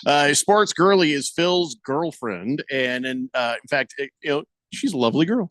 She sent a selfie with the three of you guys in the background, and I'm like, only a girl sends a picture like that of the setup. It's like, just in the picture too. She says Nick Sirianni's bodyguard is to protect the rest of the world from Nick Sirianni. Really? Amen. Wow. Truer words cannot be spoken. That's the only reason he's there. Wow. And I honestly don't feel like he has any place being on the sideline during the games. Even after they got in trouble for it that time, he is still there, just following him around, even though he's getting interviewed on the TV. There he was, just sort of lurking in the background. Bruno Baller says, if you would give this NFL season a grade on quality of games and play, what would you give it? I'm thinking B-, maybe C+. I don't know, Randy, what do you think? See, I was thinking B+. I thought there were some really good games. There were I thought there some blowouts, though. I thought it wasn't like last year when it seemed like it was just all over the road weird. I thought this year had some continuity to it. The teams you expected to win won. I feel like there should be more than one good game a week. And I felt like maybe we got one good game a week. And maybe that is because I am a Colts fan. You are a Cardinals fan. Phil, even being a Broncos fan, Phil got to see some better football than he's used to, but still it wasn't great. So for my Colts, wasn't great. Cardinals wasn't great. So maybe our opinions are tainted by that a little bit. Maybe. But I feel like even outside of my own dumb team, when I was looking for, okay, where's the good matchups? And I had the Sunday ticket. So I feel like, well, that was a waste. Because there were some good Thursday night games. There were some good Sunday night games, but I just felt like there was less really good games this year than in previous years. I feel like the games were more spread out than they ever were. And I think that that's shown in that we had new Christmas Day games. We had Christmas Eve games. We had a game scheduled pretty much every day of the week that was not Tuesday or Wednesday. So that we had so many games. And I'm sorry, Tuesday actually was the only day. So since we had so many games spread out, they cherry picked a lot of what would have been the best games and put them throughout the entirety of the week, meaning that Sunday was left to a lot of Carolina Panthers and Jacksonville Jaguars until the Sunday night game when it was a good one. But they didn't always get it right. I agree. They didn't always get it right. But let me see here. I'm trying to go onto the interwebs, the interwebs here and look through. Well, I can't pull up my thing from last year. Good night. Well, we're not going to wait, Randy. Well, I was just going to say, I wanted to go through week by week. I bet there was more than one good game a week. Yeah. Well, I don't want to go back and do a analysis. Oh, no, I'm not talking score. about an analysis. Just kind of. I'm telling you, that's what it felt like. Well, thank you. I been agree. Guilty of much more. Yes, I agree with Randy. I feel like it was just because it was so spread out. You kind of.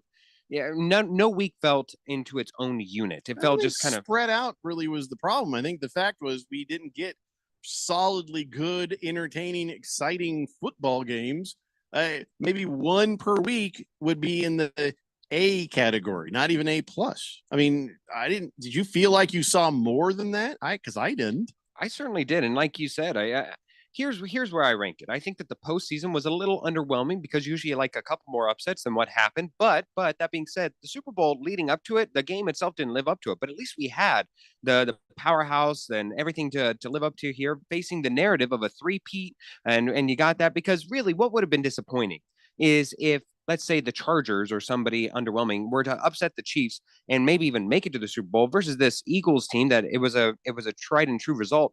The fact that the game, even leading up to it, was a -1.5 in favor of the Chiefs, I think really goes to show you just how entertaining that game's narrative was, and at least to tune in. It got a lot of people to tune in and watch what will ultimately win. And I felt like that really carried throughout the entirety of the season. I disagree. Like I said, you had a better team to watch than me, though, too. Not by much. More exciting. You guys were in a playoff. Bullseye says the NFL clearly didn't get their primetime schedule right, considering all the Jets games they subjected us to.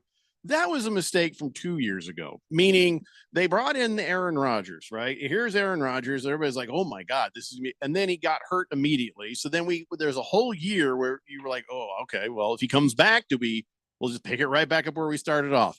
And here comes old Aaron Rodgers. And so that's why all the Jets games. But let me just where's my see, I'm going to do a Randy. Where's my thing? I've got to find my thing.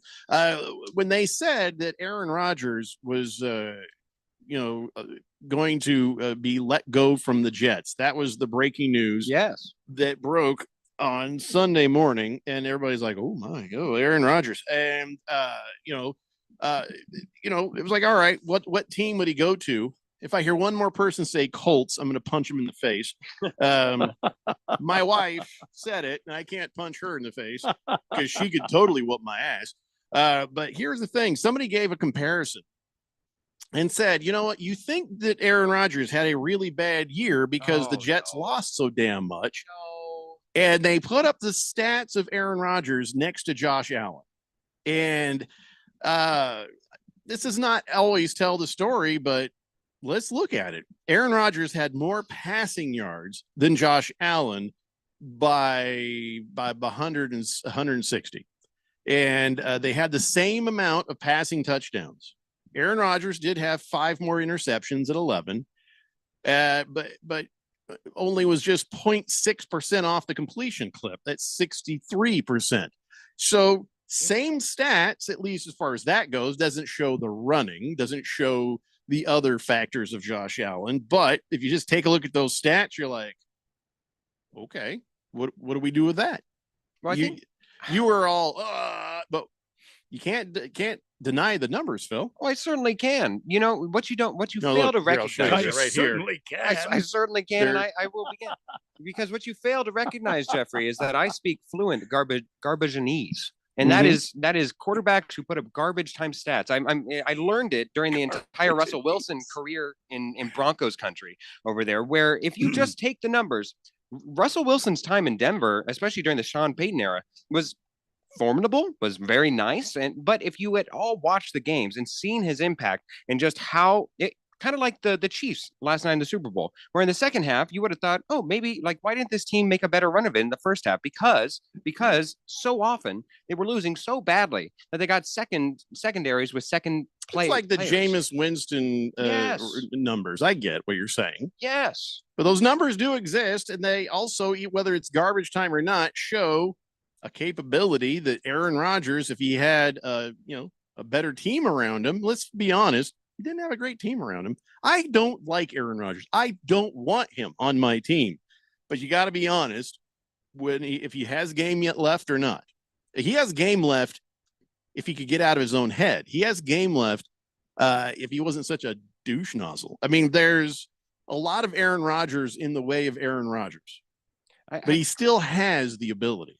I guess, Randy, the question I would ask you, Randy, is that I feel as if you said, Jeffrey, that you did not put up any of his rushing numbers. And I would argue that his rushing ability, his ability to maneuver outside of the pocket to improvise plays was a huge part of why he has such a Hall of Fame worthy career and Aaron legacy. Rodgers. Aaron Rodgers, that early is. on, yes. But now with the the weakness in the Achilles, he's probably not that willing to test it, and probably he's older. He's not as mobile as he used to be, man. Once he would scramble out, it's just like you say, Russell Wilson. Once you start to see Aaron Rodgers scramble, he's about to make something happen downfield.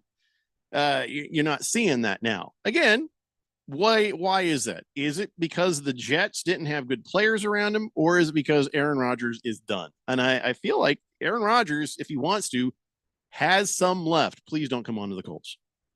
See, that's the thing, is that you're not being honest about it. I'm being very honest. I don't want him on the Colts, but I also have to acknowledge that a guy and a quarterback I don't like probably could still play at a pretty good level. This is the worst situation Aaron Rodgers could have gotten in. It was to leave Green Bay and end up on a team like the Jets. And I say a team like the Jets that had no offensive line to speak of.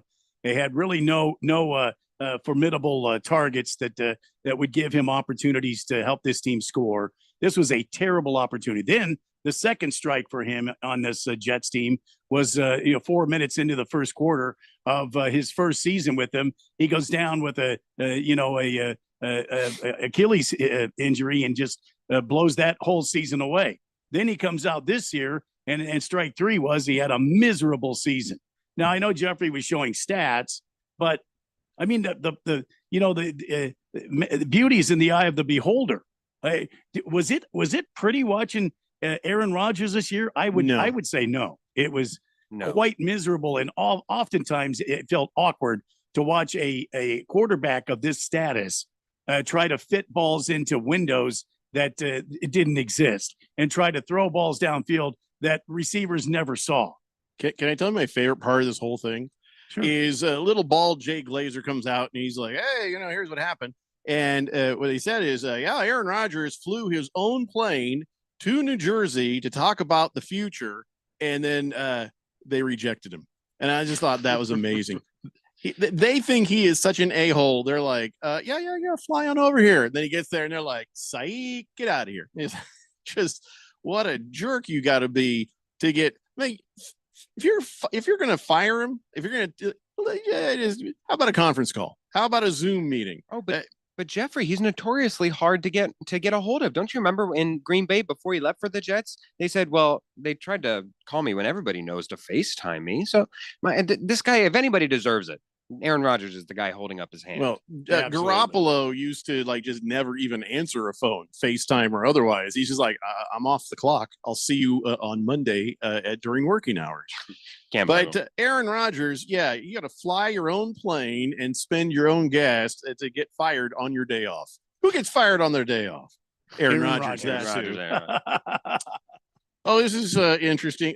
There was a 102-year-old Eagles fan named Eloise Brown, and she got to go to the Super Bowl yesterday. Oh, no kidding. Yeah, she's lived in Philly her whole life. The team surprised her with the news last week and told her they were bringing her to New Orleans for the big game.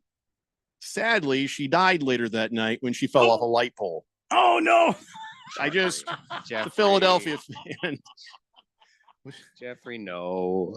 Yeah, Eloise, the light poles there in Philly are greased. Yeah, you what are you can't doing? do that. What are you doing? Get down from there. Oh, my gosh. We're going to get some bad juju. Devilhawk says, can you send the sports girly selfie to the fourth dimension for a review? No. And also, hell no. And Phil will punch you in the face. Yeah, which listener was that? No kidding. Soccer Mom says, Paul sounds like he has a future in PR for the NFL, hyping up this past season. I think you're Paul. I think I'm supposed to be Paul, kind of like you're Joe Paul? or something. Yeah. Okay. Paul. I think you mean Phil, Soccer Mom. That's Phil. You saw him on Sunday. Yes, on Sunday, yeah. I made a great impression. So far, I've been called Fit and Paul. It's funny. She called you Paul in the first text, too. Ralphie, Heel, and Paul. I just now noticed that. Heel. Yeah. Are you Heel or which one are you? Oh, maybe Heel is. Oh no, you're not Heel. You're Paul. I'm Paul. Neil is Heel. Paul. Yes, there we go. Ralph is a heel, if we're honest. Hamlin Porter sent over says after giving Tom Brady $375 million, Fox only had $25 left to spend on the scoreboard design at the bottom there. That was awful. I made that comment before I even saw that there was an outrage, and it was horrible. I felt reinforced once I did, but I saw that. I agree. I hated it. It was awful. I don't know who approved. Like maybe they thought it was New Orleans theme based or something, but they did so much right on theming it around New Orleans. That was the one giant misstep they had to live with the entire Super Bowl. I wonder if the real machine broke and that was just the best they could do on short notice. And they're like, oh, it's just something new. So nobody got fired. Beer Bob says if Josh Allen plays the full game week 18, I would believe he'd pass Rodgers in the yardage category. Okay, there is no week 18 yet. And I understand what you're saying. No, that's a good point. He was sitting out that week because they'd already made it and he didn't play. That's not a bad point, Beer Bob. The Berg says, is that Phil? Is that Phil that's back? Phil's filling in until we find our new guy, Berg. Mm-hmm. Hey, Berg. Bruno Baller says, what team? Oh, no, I don't even want to finish reading this. We are in suspense. I don't know. You know where it's going. What team could Aaron Rodgers go to where he could be the starting quarterback? Vegas. Well, Vegas, Cleveland Browns was one that I thought maybe, perhaps. Tennessee Titans. But look at the options here. We're talking about the dregs of the league. Mm-hmm. And then Aaron Rodgers and his ego may not be able to handle that. Yeah. Although he did end up on the Jets.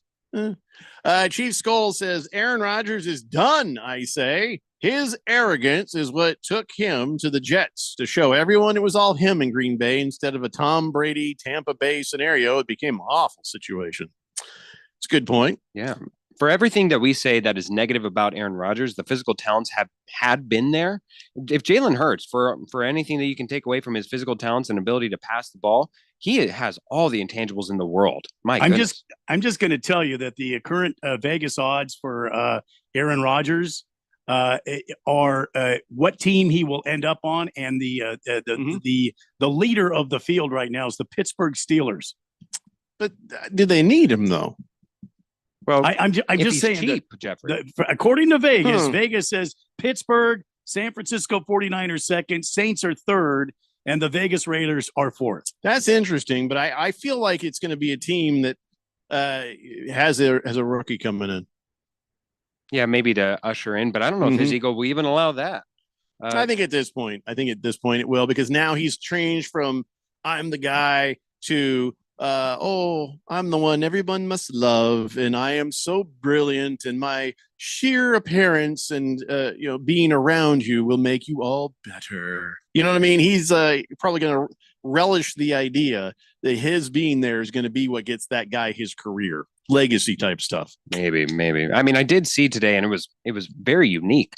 Did you realize that Aaron Rodgers has better MVP odds for the regular season of next year than people such as Michael Penix or other starting quarterbacks? Unless Sam Darnold, he has better odds than Sam Darnold. I found that to be completely outrageous for a man without a vote right at the current moment. There's a lot of dumb people that vote. That bet. Moist One says Garoppolo would answer the phone if it was a weathered Jersey native porn star. No, that's true. That's true. Wouldn't we all? Hefty Lefty says Eloise is a 102-year-old name, isn't it? Sure is. Swave Dave says, so Phil's filling in until you find a new Phil to fill in for Phil. Then when he's filling in, he's no longer. Oh, Jeffrey, I think you cut out there, but it sounded like a beautiful time. And if I were to be full-time, it would be Phil the full-time fill-in. So there would be. No, he was saying about you're filling in until we find a new Phil to fill in for Phil, who's the fill-in. I see. Right. My mind is full of. I got to quit bumping this table. Yes. Junk Food Jake says Jerry'd be dumb enough to sign him.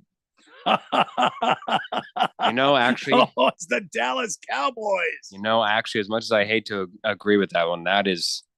Jerry would love those headlines.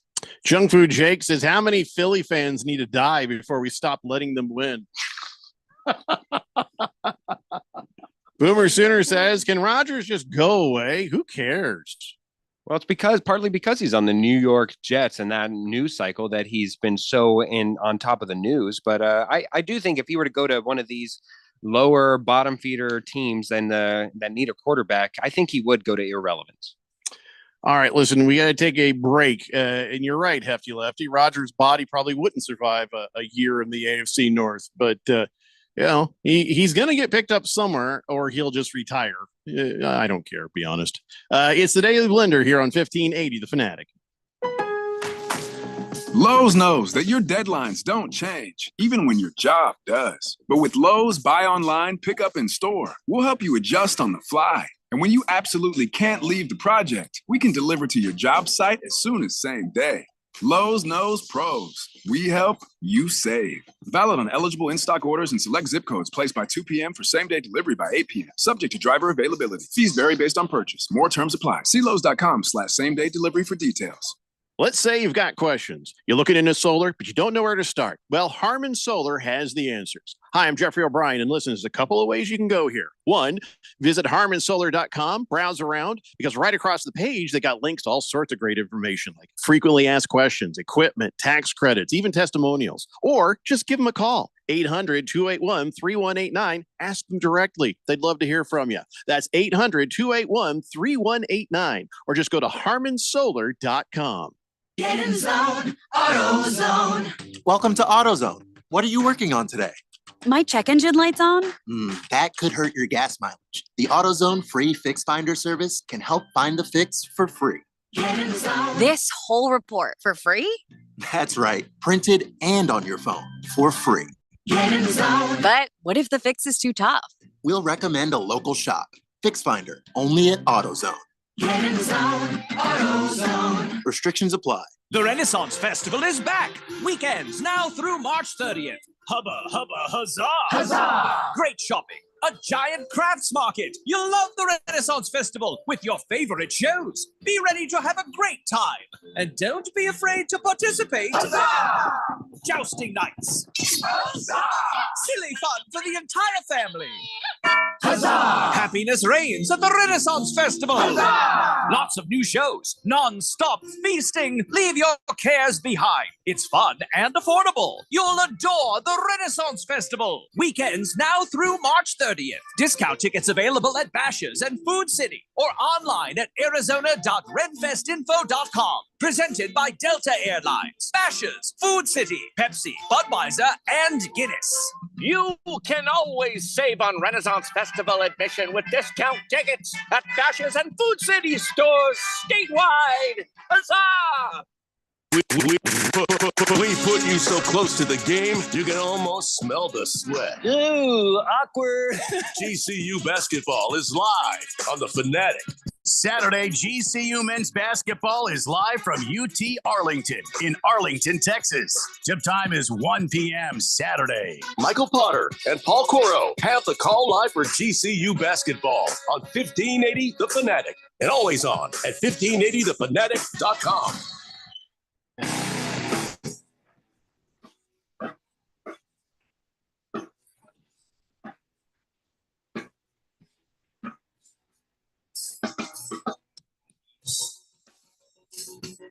Today, Blender here on 1580 The Fanatic. Boomer Sooner says, Phil, he's not with the Jets now. Well, we know that. Technically, he still is, actually. Yeah, so if we're going to get technical over here, Boomer Center. They're moving on. It's still going to cost them money, right? So they'll be paying the freight for it. They're just like, hey, we just don't want you here in the building. I wish somebody'd fire me like that, where I get paid for an entire year to just not come to work. The golden parachute. Oh, we all live for it. I mean, they probably can't do anything official until the league office opens. What is it, in March sometime? Yeah, the start of the new league year. Yeah.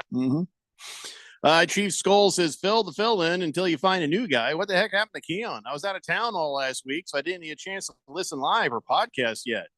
Rather than me explaining everything, if you go back and listen to last Wednesday's show, it's all right there. We didn't talk about it or announce it until his last day, but he's moved on to a new job, and we wish him well. And so in the meantime, we'll be trying to find someone new because Phil's only filling in. Slave Dave says, did you see all that exciting hype for the UFL? I bet Aaron Rodgers could walk right on to any one of those teams. He will not, ever. Yeah. No. His ego's too big for that. And to be honest, it's not even a bad thing. That is not a place. Nobody from the NFL should go backwards, on their way out. So. Some other things yesterday. President Trump became the first sitting president to attend a Super Bowl. And, of course, he left before the fourth quarter, like all the Chiefs fans, which, by the way, if I spend that much money on tickets, I don't care if my team is losing by 100. I'm not leaving. Yeah, man, I paid for that seat. I'm using all of it till they throw me out. Those prices, even though the prices did go down, turns out the cheap seats went for about $2,000 rather than $6,000 that they had started out at. So at least there was that. And it was a damn good thing that they got the end racism, messages out of the end zone before Trump got there, because there'd been hell to pay. And then Patrick Mahomes, he showed up to the stadium yesterday in an eagle green suit. That's a hard press conference to have at that point. That's his favorite color, Kermit the Frog. And he says he wasn't sending a message, but that sounds unlucky, doesn't it? That seemed a little bit unlucky. If that is a coincidence, that is amongst the biggest coincidences of all time. Then let's see, Brad Pitt did a 5-minute video before the game. That was very actually cool. He was talking about coming together as Americans and all that. That was actually pretty well done. So I guess that means the country's fixed now. So thanks, Brad. Tom Cruise, he did the intro video. He kept slipping the word mission, like it's our mission. And he was like, it's like, yeah, we get it, Tom. You're in Mission Impossible. All right, that's fine. Just their mission. Okay, yes, fine. Okay, Tom. Let's see. Oh, then the teams got introduced by their most famous super fans. John Hamm is the one who called the Chiefs out in the field, but because there are more people there rooting on the Eagles, he got booed. And then Bradley Cooper came out and he introduced the Eagles, and he needed a child there with him to help him spell Eagles, which that's it helped. It helped to keep him on there, And so I guess there's not much more to tell you about. They booed Taylor Swift. They did boo her when she showed up on the screen because a lot of Eagles fans. So she didn't even know about it. She's just like, I'm in a $2 million box eating very, very fine food. So I don't care. Mm-hmm. Do not even care what's going on there. As far as everything goes, with the commercials, meh. The game, meh. The presentation leading up to it wasn't bad. No. Fox did a pretty damn good job straight across the board of analysis, and those are my favorite guys. I like the Fox guys. Tom Brady. My mom, she's like, oh, it's on Fox. I says, Mom, don't worry, they don't have anything to do with Fox News. You're fine. You don't worry about it. Then trust me. They're not gonna do. It's not gonna be a thing. And then, like minutes later, she's like, "Then why is Donald Trump being interviewed?" I'm like, "Just Mom, maybe just open your mind. I guess I don't know." The Fox Sports is they do a great job. They do a great job. Yep, and they'll be calling the 500 this upcoming weekend. Do a hell of a presentation. Fox Sports will be calling the Daytona 500 this weekend. Okay. I thought you said it's going to be the 500. It's going to be all the lawsuits that Drake is going to file against Kendrick Lamar and everybody else involved. I see. But that's a good point, though. 2 weeks in a row on the biggest broadcast of the week, pedophile. That's all you guys is hearing is that people calling Drake a pedophile. If Drake's not a pedophile, that is horrific. What if I had pissed off Kendrick Lamar and he's just like, doing that same thing to me? I'd be like, I'm not a pedophile. I swear to God. Oh my God. What would you do? Of course, I'd sue too, wouldn't I?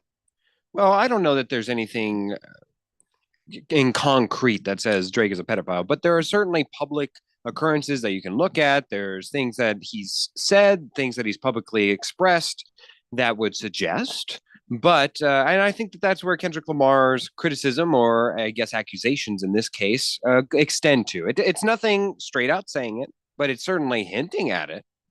Well, even hinting can be devastating, to a career. And if anybody had hinted that Randy White wouldn't stop swinging and beating the hell out of people until that had been cleared up and stopped. And that is true. Say anybody would feel the same way. So if I am Drake, but listen, you'll get cameras. I'd get in front of a camera right now and say, for the record, no, the reason I'm suing this, and you guys all need to know that ain't true. If you can't do that, Team Kendrick Lamar all the way. Mm-hmm. Well, I would say that in their particular business, though, too, I can't say that this isn't bad for, to have publicity. I'd say that you can't buy this type of publicity, but many commercials and brands do so at $8 million to 30 seconds. So I get what you're saying. There's no such thing as bad publicity until the word pedophile. Now it's bad publicity. I'm just saying, look at Apple Music and any Spotify, anybody, anywhere else. You'll see Kendrick Lamar's music is certainly on the rise of downloads. Drake's got a bump too. Moist One says people like to overlook alleged domestic violence by Kendrick Lamar, but are running with the pedo stuff because it's a catchy song. Well, that's what Drake needs, a catchier song. And if the thing about Kendrick Lamar doing domestic violence, if that actually happened, well, then to hell with him too. I don't know. I don't have time for these people. See, I think they've gone too far on the halftime show. Isn't it time for a good old fashioned rockin' halftime show? Yeah, I agree. Get the Foo Fighters out there. Get the Foo Fighters out there and just burn the thing to the ground. Just let them go out there and jam. Now, listen, there's nothing wrong with having a rap guy come up and do his thing. But it's been, let's see, you had the Weekend. Yeah, but that's not rap. Yeah, that guy is R&B. Well, then you had the hip hop and rap hip guys. sisters, and then you had Snoop Dogg and well, that was the R&B and rap stuff. And then this Hip-hop. year you had the rap guy. See what I mean? I'm just saying, isn't it time to get a good rocking band out there? If that was the most popular version of music at this time, yes. I But guess think what? that's- The most popular version of music is what they're going to go with because that brings eyeballs to the TV, and that's the right thing to do. And I don't mind. I enjoyed the show. I didn't mind the music. Couldn't really understand a damn thing the dude was saying, but I was okay with that. I wasn't mad about it. And I then wasn't when mad about it it, was but I- awesome when the legends of hip hop all came out with the Snoop Dogg and 50 Cent and Eminem and all those guys. You're like, oh, this is pretty awesome. And That's fine. But yeah, I that's get fine it. and stuff. My style of music hasn't been on there in a while. But guess what? When my style of music was on there was people going, why don't they do a rap one? Why don't they do a hip hop one? You can only do one a year. So Katy Perry, she's been that's on not there. rap. That's just. Well, I didn't say that's just rap specifically. that's One just genre pop music. of music. I didn't say that. That's just pop music. They're all different if you think about it. What I said was, okay, isn't it time to get a good old rockin' band out there? Yeah, I agree, but I don't think they're going to agree with us. I don't think the people who put Well, I these don't care things if they on. agree or not. I'm just saying, isn't it time? It's my opinion, just my opinion. Moison says, isn't it time for Frankie Valli? Oh my gosh! Have you No, seen I- the videos of him recently? That is Never said Frankie Valley. That is a walking ghost right there. I wonder, I don't think the Foo Fighters will do it, but who would you like, Randy? Well, I'd like the Foo Fighters to come out and just, turn it up to 10 and go. How about You know what I Phil? mean? Who do you want to see? I don't even know what kind of music you like. Oh, I'm pretty. I'm all across the board. I think I'm pretty open. Look. The goal of the halftime show is to bring in outside eyes that otherwise would not tune in. Hopefully, that they come in and watch. It's not a the hard game. question, Phil. Who would you like to see? Who would I like to see? Imagine Dragons. That got brought up to me. Who brought that up to me the other day? I think it might have been my wife even said that. I'm like, I didn't even know you listened to that stuff. Yeah. But see, that's not bad. I mean, I don't know if they have the depth in catalog for it, do they? Oh, they certainly do. The problem being though is that just like Phil Collins, if you've heard one song of theirs, you've heard them all. How about Chapel Roan, says Moist One? Hey, there's an audience that otherwise would not tune in. That's a smaller audience. And What is a Chapel Roan? What is that? Chapel Roan is the runner and manager of One Pink Pony Club, Randy. I don't know what that is. Pardon me. That's all right. Pardon my ignorance.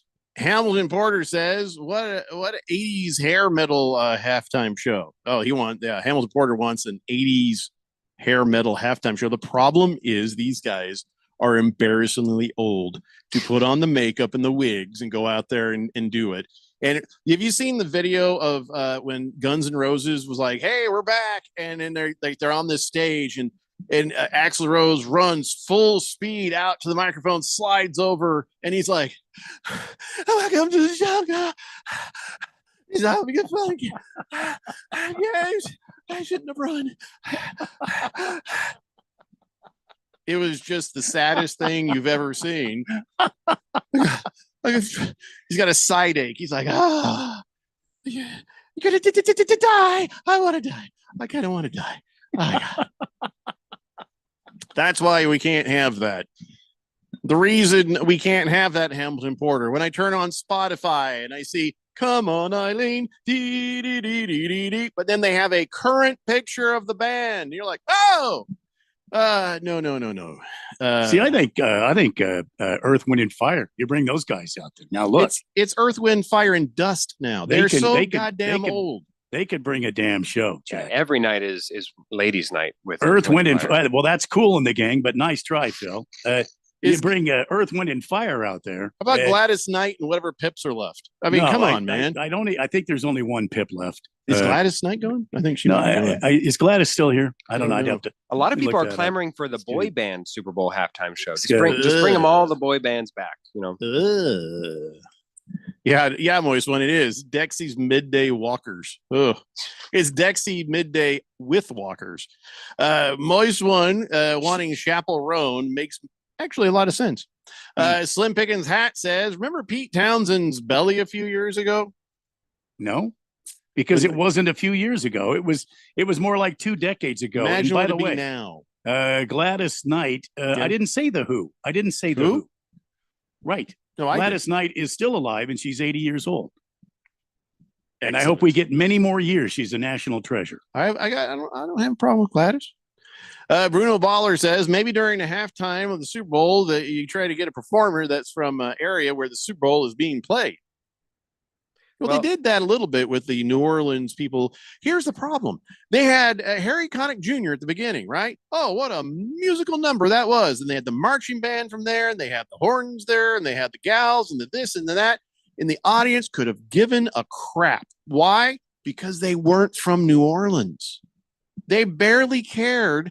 If that had been New Orleans crowd, they'd have lost their damn minds for that show that they put on before the Super Bowl with Harry Connick Jr. and company. But instead, they're just like, he's like, hey, New Orleans. It's like, okay, well, that's just sort of sad. Nurse Scratchit says part of halftime winning college band and cheerleaders. What? That's a whole lot of words that I don't think came together in the end result. Cardinal Art says Willie Nelson and Willie Walker Jr. for the next halftime Super Bowl performance. You have to wheel Willie Nelson in on a hand truck. He's very old. Well, he's actually on tour right now. You'll have a built-in beep with the heart monitor right next to him. You know. I think what they do is they set him up on a stage on a stool. They prop him up. Yeah. Just snap him to it. There's little snaps in his jeans there. Oh yeah. Hamilton Porter says, I wouldn't mind a Chili Peppers halftime show. Didn't they do it? No, Flea went on for Maroon 5, but that's about it. Maroon 5. Bruno Baller says, so when the Super Bowl's in Phoenix, we could have Alice Cooper perform. Listen, I got respect, but come on, man. That school's been closed for quite some time. How far back in the past do we want to keep going? I think that's the thing. People our age I wasn't are like, saying, I don't want to listen to this. Time. I wasn't saying you.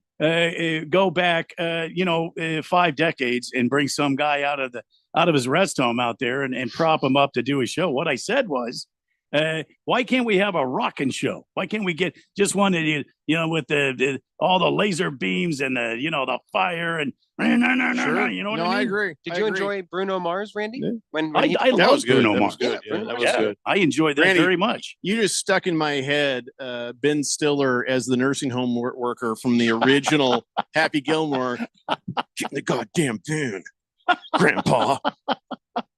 You're going to the Super Bowl. Yep. Moist one, Michael McDonald. Oh yeah. Yeah, why don't we get Steve Winwood out there? Little Yamo and be there. Bruno Baller says, what about Maroon 5? Would they make a good halftime show? Are they still popular? They sucked when they did it the first time. Don't ever talk to me about them again. You want to talk about a belly out there? Oof. Mr. Pink Eye says Super Bowl in San Francisco next year. Journey would be perfect, except for they don't got their guy. He's not there. My wife says, how about Queen? I'm like, Freddie Mercury, long dead. See, Journey doesn't need Steve Perry because they got this Filipino. Shame on you, Randy. I'm serious. This guy sounds just like Steve Perry. He is amazing. It's important that he's Filipino. Well, it was because they found him. He was doing clubs in the Philippines and they found him on YouTube, and somebody told one of the members of Journey, and they looked at him on the YouTube, and the guy he was killing it. He And opens now up his mouth, and all of a sudden you're like, "Is this lip sync? What the hell? How's he doing and this?" They brought him in for an audition. He absolutely roasted the place, and now he tours, and they're doing great. I mean, Jonathan Cain's still with the group. Neil Schoen's still with the group. Yeah, I think it's a great success. I think it's a great story how this kid got discovered. Swave Dave says Randy's correct about Journey, and Steve Perry would be just fine with that too, by the way. Well, here's the thing about Journey. It's just kind of like getting Van Halen with Sammy Hagar. You're like, that's not what we want. It's like, okay, it's fine, but it's not what we want. You don't want David Lee Roth anymore either. No, I know. That train has left the station. Can't we just stick with current, like within the last 10 years type of stuff? Because we can't keep going back. We can't keep going back. It's not going to make us feel better. You know what I mean? Well, who said go back? I wasn't saying go back. I just say, change it up, man. No, I agree with you. 100% agree with you. Change it Sir up. Paul McCartney, round 2. Stop it. He was there last night. Yeah, he was there, and all kinds of celebrities were there. But I didn't care. I was just disappointed. Horrible game. It was a bad game. I picked the Eagles to win. I picked them to win. I just wanted a better game, is all I'm saying. All right, let's take a break. We'll come back and pick it back up. I got a bunch of texts to get through on the text line. It's the Daily Blender here on 1580 The Fanatic. Sometimes I struggle to get to sleep. My body stopped for the day, but my mind is still running. So I take ZQuil. ZQuil, the world's #1 sleep aid brand, has a range of non-habit forming products to fit you and your family's needs. Invest in a great night's sleep for the best you tomorrow. I'm awake and ready to take on anything. Better days start with ZQuil nights. Explore our products at ZQuil.com. Use as directed. Keep out of reach of children. Must qualify for enrollment. Results may vary. We all hear the radio ads about the IRS. They tell you to be afraid, to be scared, and they try to frighten you into calling. I'm not here to do that. Tax Relief Advocates is different. TRA is here to tell you that if you owe money to the IRS, whether it's $5,000, $50,000, or $500,000, we have a solution. It doesn't matter if you're sitting in your car, at work, or with your kids. No matter where you are, call now. 800-575-8695. Don't lose hope. TRA can eliminate or reduce what you owe to the IRS. Generous programs are now available that can give you a fresh start. Our passion is taxes and helping individuals fix their IRS problems. We have over 1,000 5-star reviews on Google and an A+ with the Better Business Bureau. You don't need to be afraid of the IRS any longer. End your tax nightmare today by visiting us online at TRA.com or call 800-575-8695. That's 800-575-8695. Tax Relief Advocates. Real solutions for real people. Hungry for something exciting? Then come experience what's new at Kasai Japanese Steakhouse with 2 Valley locations. No one does Asian-inspired cuisine better or more authentic than Kasai, where talented Teppan chefs create the food, the fire, and the fun of teppanyaki. Kasai Japanese Steakhouse, it isn't just dinner. It's dinnertainment. A memorable dining experience where a delicious 7-course meal is prepared right at your table with flair. It's the perfect choice for celebrations, date nights, or a night on the town. Choose from over 30 different items and combinations of teppanyaki, Asian fusion, and innovative sushi. Happy hour is always on fire with their daily specials. Try their new $12 bar menu items, Wagyu beef and Mongolian pork sliders, chicken or beef satay, and 3 delicious flavors of chicken karaage. 2025 is on fire at Kasai with 2 locations, Scottsdale Road and Thunderbird, and now open in Peoria at the 101 in Northern. Go to KasaiTeppan.com. That's KASAI Teppan.com or search Kasai on your mobile phone. AZ Preps 365, your source for all the news, info, highlights, and more. Athlete news and interviews. Talk with coaches. Keep you up to date with the changes, moves, upcoming events, and more. AZ Preps 365, Arizona's ultimate prep sports show. If you miss a minute, you miss a lot. AZ Preps 365, Saturday mornings 8 till 10 on 1580 and 99.3 The Fanatic, and always on at 1580thefanatic.com. 1580 and 99.3 The Fanatic. Live and local.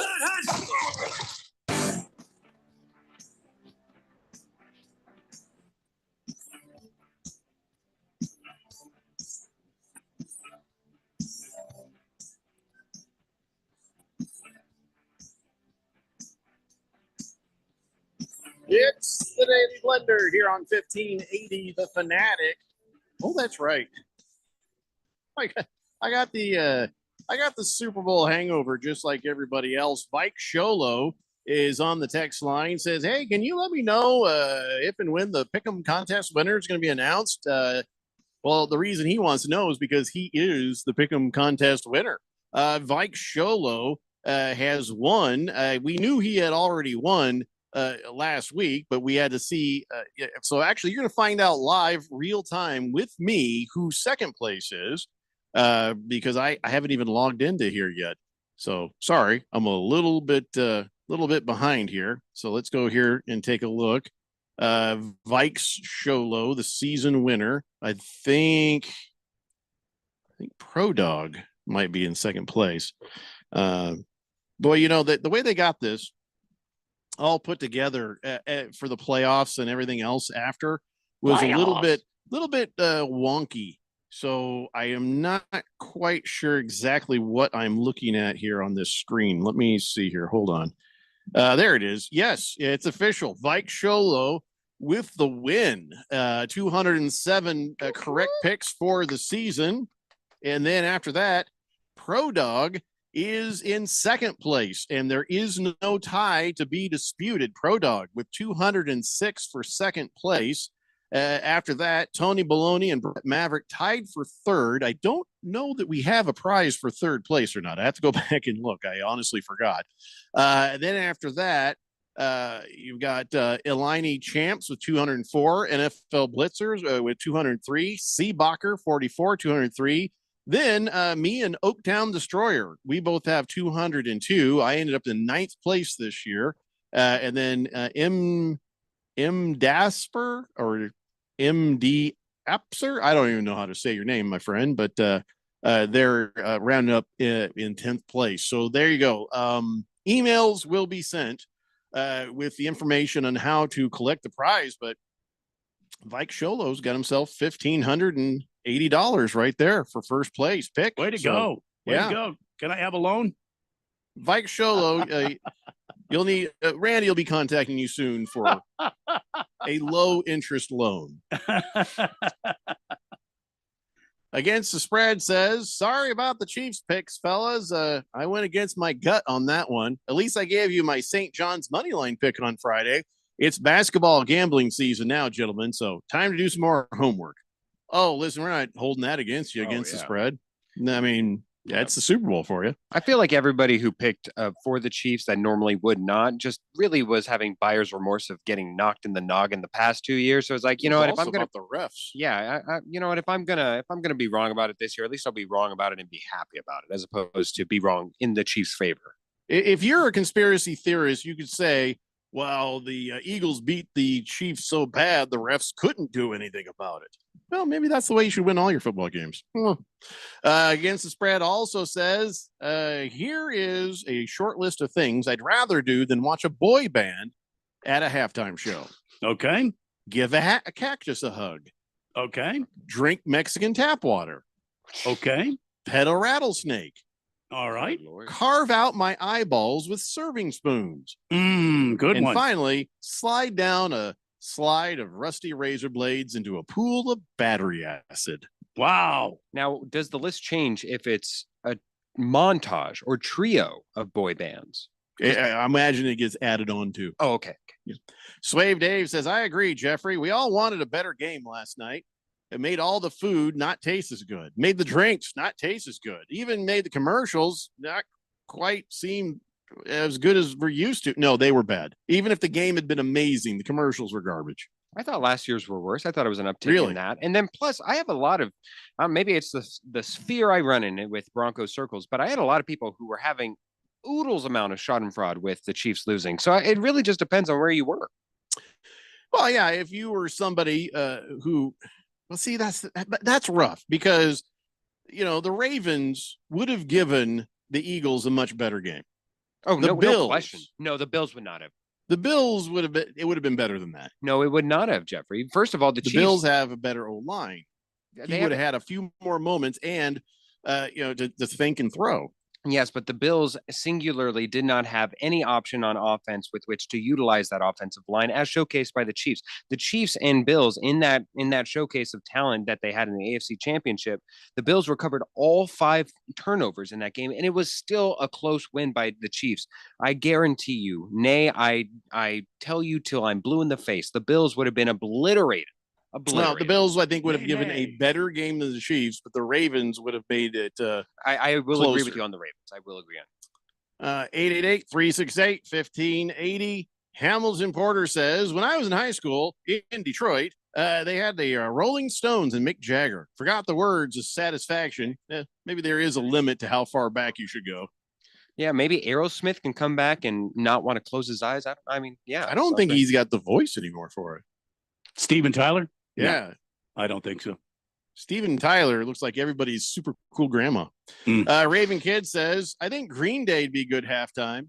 Yes, it would. Yeah, they really would. They really would. There you got to put them together with some other kinds of bands from a certain period. You know, there you want the medley that Phil was talking about. Nurse Scratches says, how about Trombone Shorty? He's very good at doing what he does. That's national anthems and other songs at the beginning. You can't do a whole halftime show with him. I don't know. Moist One says, Ice Spice rapping about pooping and farting. That would unite the nation. Is that what she does? Is that what she does, really? I don't know. It looks like she's smuggling a diaper under there anyways. But Till about 30 seconds ago, I didn't know anything about anything called Ice Spice. I just see her sitting around with Taylor Swift stuff every now and then. Delicious says Metallica should play next year at Levi's. They're from the Bay Area. Yeah, is it in the Bay Area next year? Oh, jeez. They're, I don't know if that's right for everybody, but they could be a part of a group like, I don't know, a couple of songs or something. I don't know. Bear Claw says Gladys Knight played recently at the Celebrity. Pips were 4 chicks with I can't read in that. He says, don't hate, my wife made me go. Oh, listen, we've all had to go to stuff at Wife Point.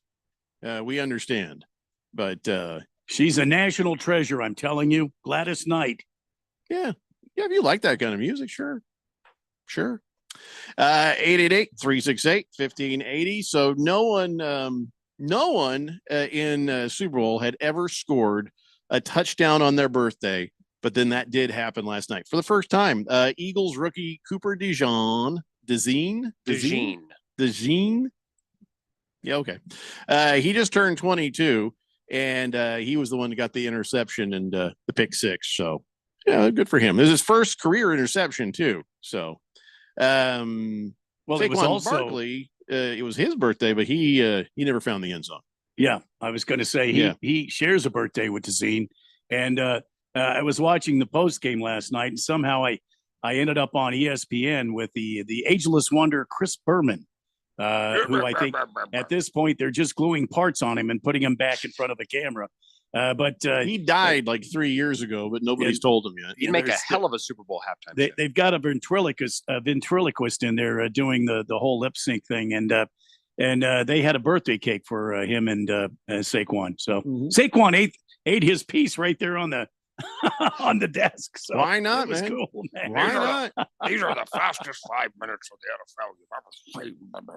Yeah, I mean, listen, eat that cake. You broke Terrell Davis's record for most yards from scrimmage in a season. So enjoy your birthday. Why wouldn't you? I'm glad Saquon Barkley beat that record in a win. It really would have deflated the record had it come and not been a Super Bowl winning for a moment. But down the road, it'd still be right there under his name, and something to be proud of, I suppose. I mean, Jalen Hurts, he set a running record of his own. He carried the ball 11 times for 72 yards, and that broke his previous record, which was the most rushing yards by a quarterback in a Super Bowl. He did that with 70 yards last time he was there. Yeah, so with the prominence of the running quarterback as of late, I was surprised that the bar was only at 77. It kind of goes to show you that Lamar Jackson has not made a Super Bowl. The bar was at 70. He got it to 77. Well, right, exactly. Yeah. Against the Spread says, who's this new guy? Exponential and multiple boy bands at once at halftime? There's a place for that. It's called hell. I agree. You misspelled halftime. There's music for everyone. You know what I'm saying? What Randy listens to, what I listen to, what Phil listens to. All right, maybe not so much what Phil listens to, They but what already Randy and played I Madonna. listen to. Absolutely. Absolutely. All right. So did you guys get the Super Bowl out of your system? Can we move on to other stuff now? I feel like we can. DeJean.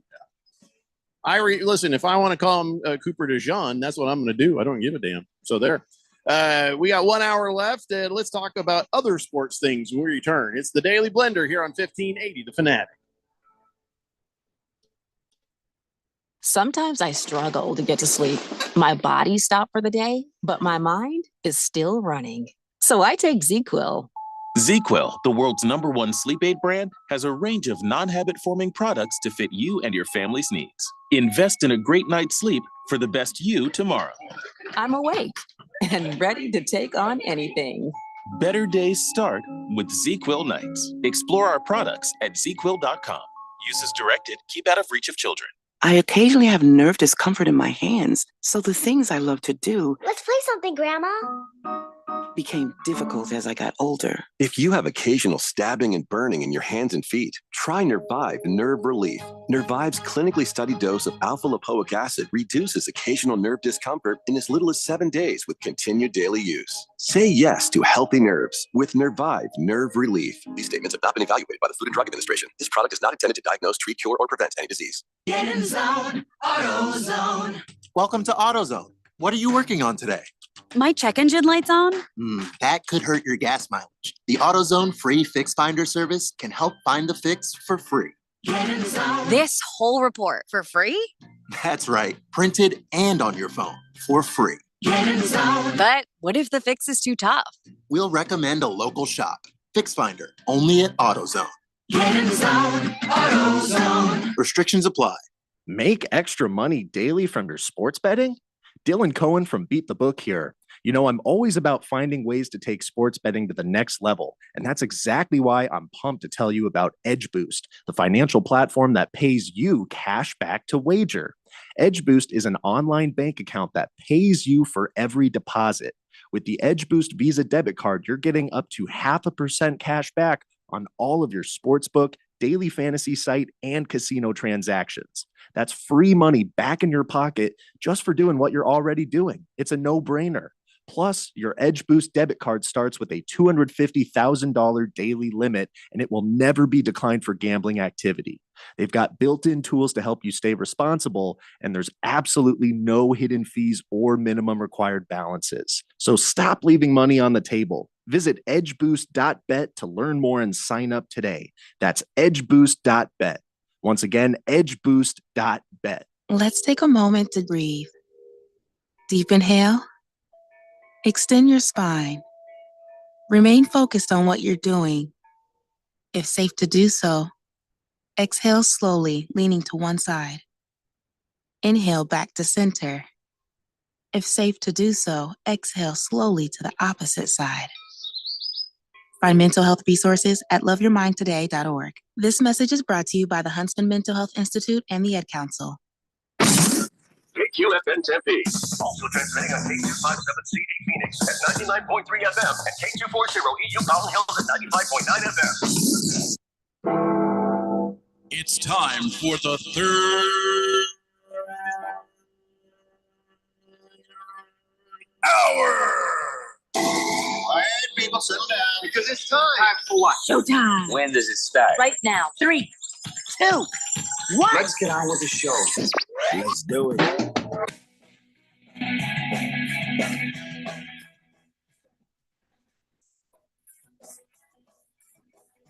All right, everybody. 5 o'clock here on the Daily Blender. I'm your good friend, your radio pal, Jeffrey O'Brien. Yeah, Chief Skull says, hey, Jeffrey, throw all that cash my way. I'll take it. Well, during the commercial break, I was informed not to be leaving all this cash on the table.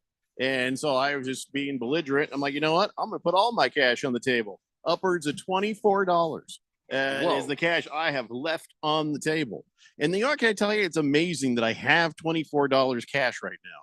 And because if my wife finds out, I have no dollars cash right now.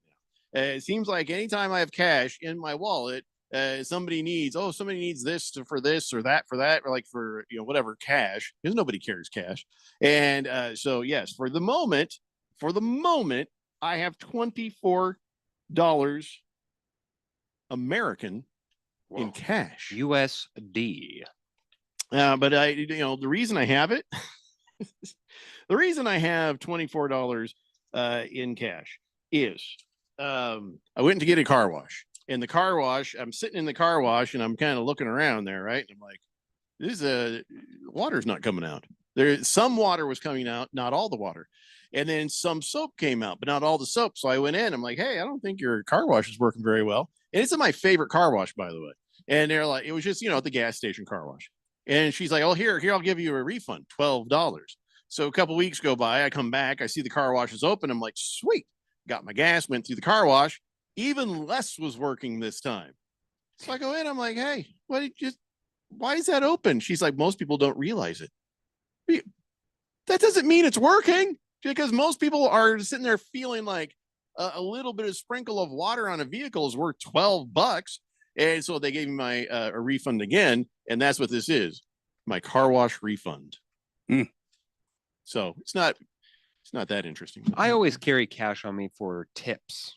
Having been in the server business before, it's always best to tip in cash. Really? Well, why is that? Because you don't have to report those ones, Jeffrey. Oh, I thought you did, but you also didn't have to share it with the other people. Well, that too. Multiple reasons. But yes.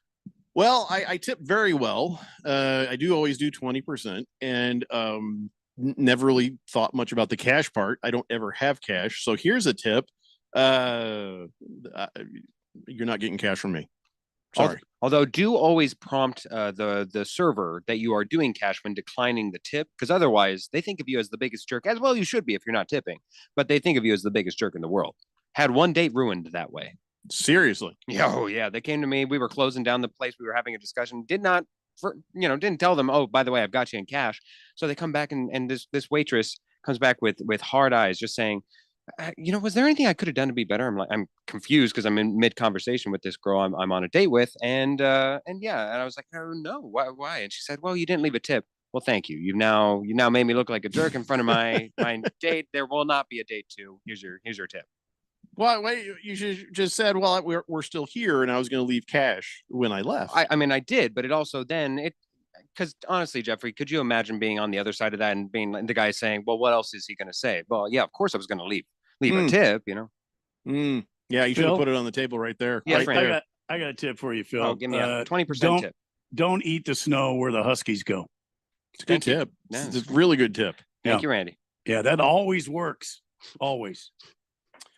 Well, people are still texting in about the Super Bowl thing. As soon as we're done with this, we'll move on to the other thing. Soccer Mom says, Jeffrey, when you say you'll talk about other sports, does that include soccer? No. She says, I'm a big soccer fan, hence my name. What do you think about Team USA heading into next year's World Cup here in America? Oh, yes, Jeffrey, I'm dying to hear this. What is your opinion?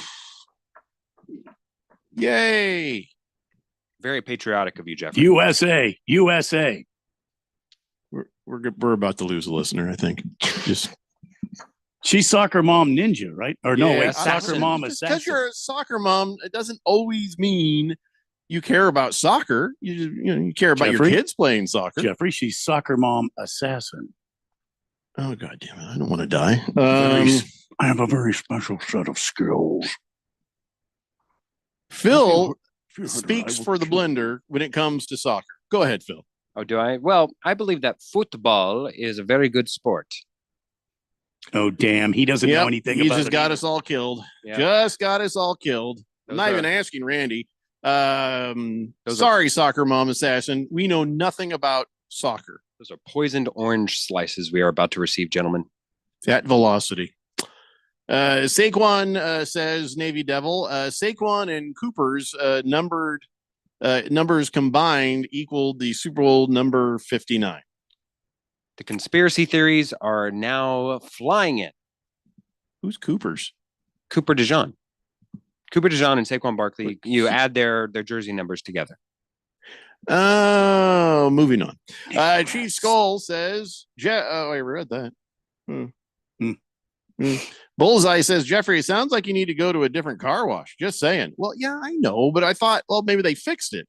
Now I'm never going back there, which is sad because I really like that automatic car wash. Well, now you've gotten 2 free low pressure spritzes.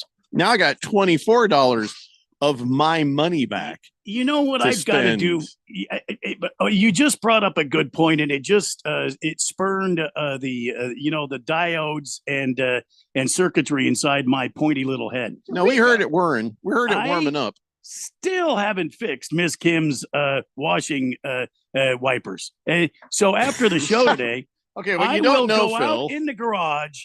And I will fix Miss Kim's windshield wipers. Please don't. Please don't. I'm going Phil, to. What you don't know is Randy went to go fix Miss Kim's wiper blades, right? Yeah. And so he goes, he drives over to your friendly neighborhood O'Reilly Auto Parts, and he goes in there and gets the wiper blades, and he's doing a thing with it. But then he's looking something up on his phone, like, oh, is this how you do the thing? And what he forgets is the vehicle is still in drive or reverse. Reverse. Yeah. Oh. He's just sitting there with it in reverse with his foot on the brake. And then what happens next, Randy? Well, I eased my foot off the brake because I was learning something new.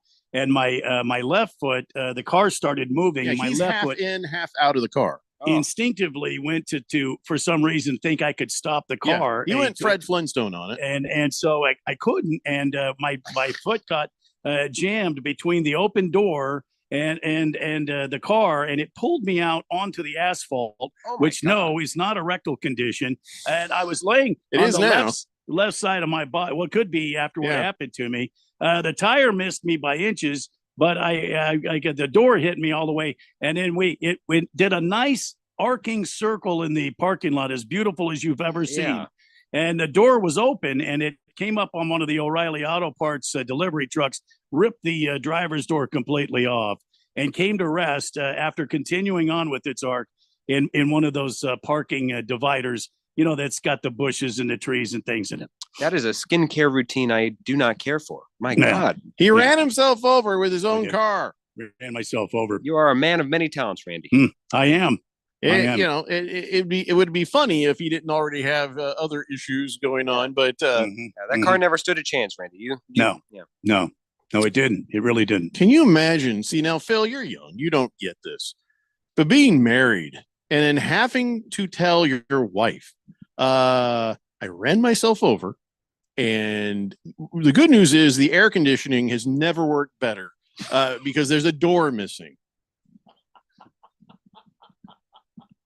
You don't. That's a hard one to come back from. You know what I mean? Especially as a weatherman, Randy. I'm surprised that this has to be the biggest injury that you've sustained. Oh, yes. Yeah, no, this is one of the most devastating injuries I've had to come back from. Yeah. But I played worse hurt all than the falling time. off the roof, I think. Oh yeah. Well, I didn't fall off the roof. You There's fell. Still, you should stop telling people I threw you off. there's But still, no, this is mitigating worse. Running circumstances. yourself over with a car is worse. Yeah. Well, Jeffrey pushed me off. Yeah, you can't prove that. I fell suddenly and unexpectedly off the roof. Yes, there are whispers of what happened, but nothing for no reason. I yeah, fell off the roof. I didn't do it, but I will say, if you're ever standing on a roof with somebody, even if you've known them for 30 years, there is a little bit of an impulse, just right. I'm just saying. And it was grass. You rolled over on the grass pretty nicely. You weren't. I did do a nice stunt man roll, if I must say so myself. I was at the other end of the roof. I wasn't. I was even near you. It's funny how I heard those footsteps just before I suddenly and instantaneously. That was Sam Darnold moment. It was no footsteps. Yeah. I was not even near you. The pitter patter of feet. Of little feet. Swazman says, Jeffrey, what do you do with homeless people? Give them the cold shoulder because they don't have a PayPal account? You got Venmo? Oh, I'll get you next time. Thing is, the homeless people all have phones still. So they'll be like, yeah, I got Venmo. Like, oh man. Bullseye says, Phil, us Americans don't call it football. It's soccer. And it's okay if you don't talk soccer. Just please tell me you talk baseball, because come spring, I become baseball mom assassin. No, you're always Bullseye.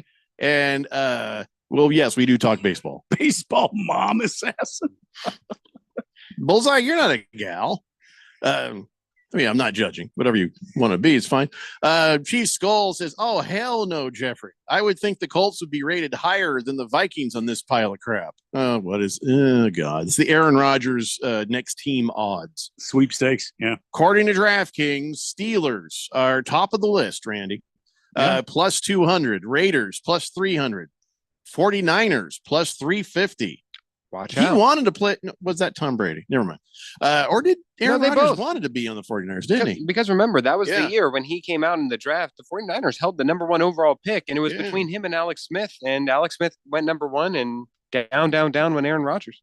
The Vikings, which is one that I first thought about, was plus 400. Colts are down there at plus 650, and the Rams at 850. I don't want the Colts to do this at all. That's all I got to say. Navy Brad says, "Is Randy trying out for WrestleMania?" Randy would have been great as a professional wrestler. Randy's been taking a couple pops recently. Oh, yeah. Bullseye says, "I like baseball a lot, hence the name Bullseye. Strike one."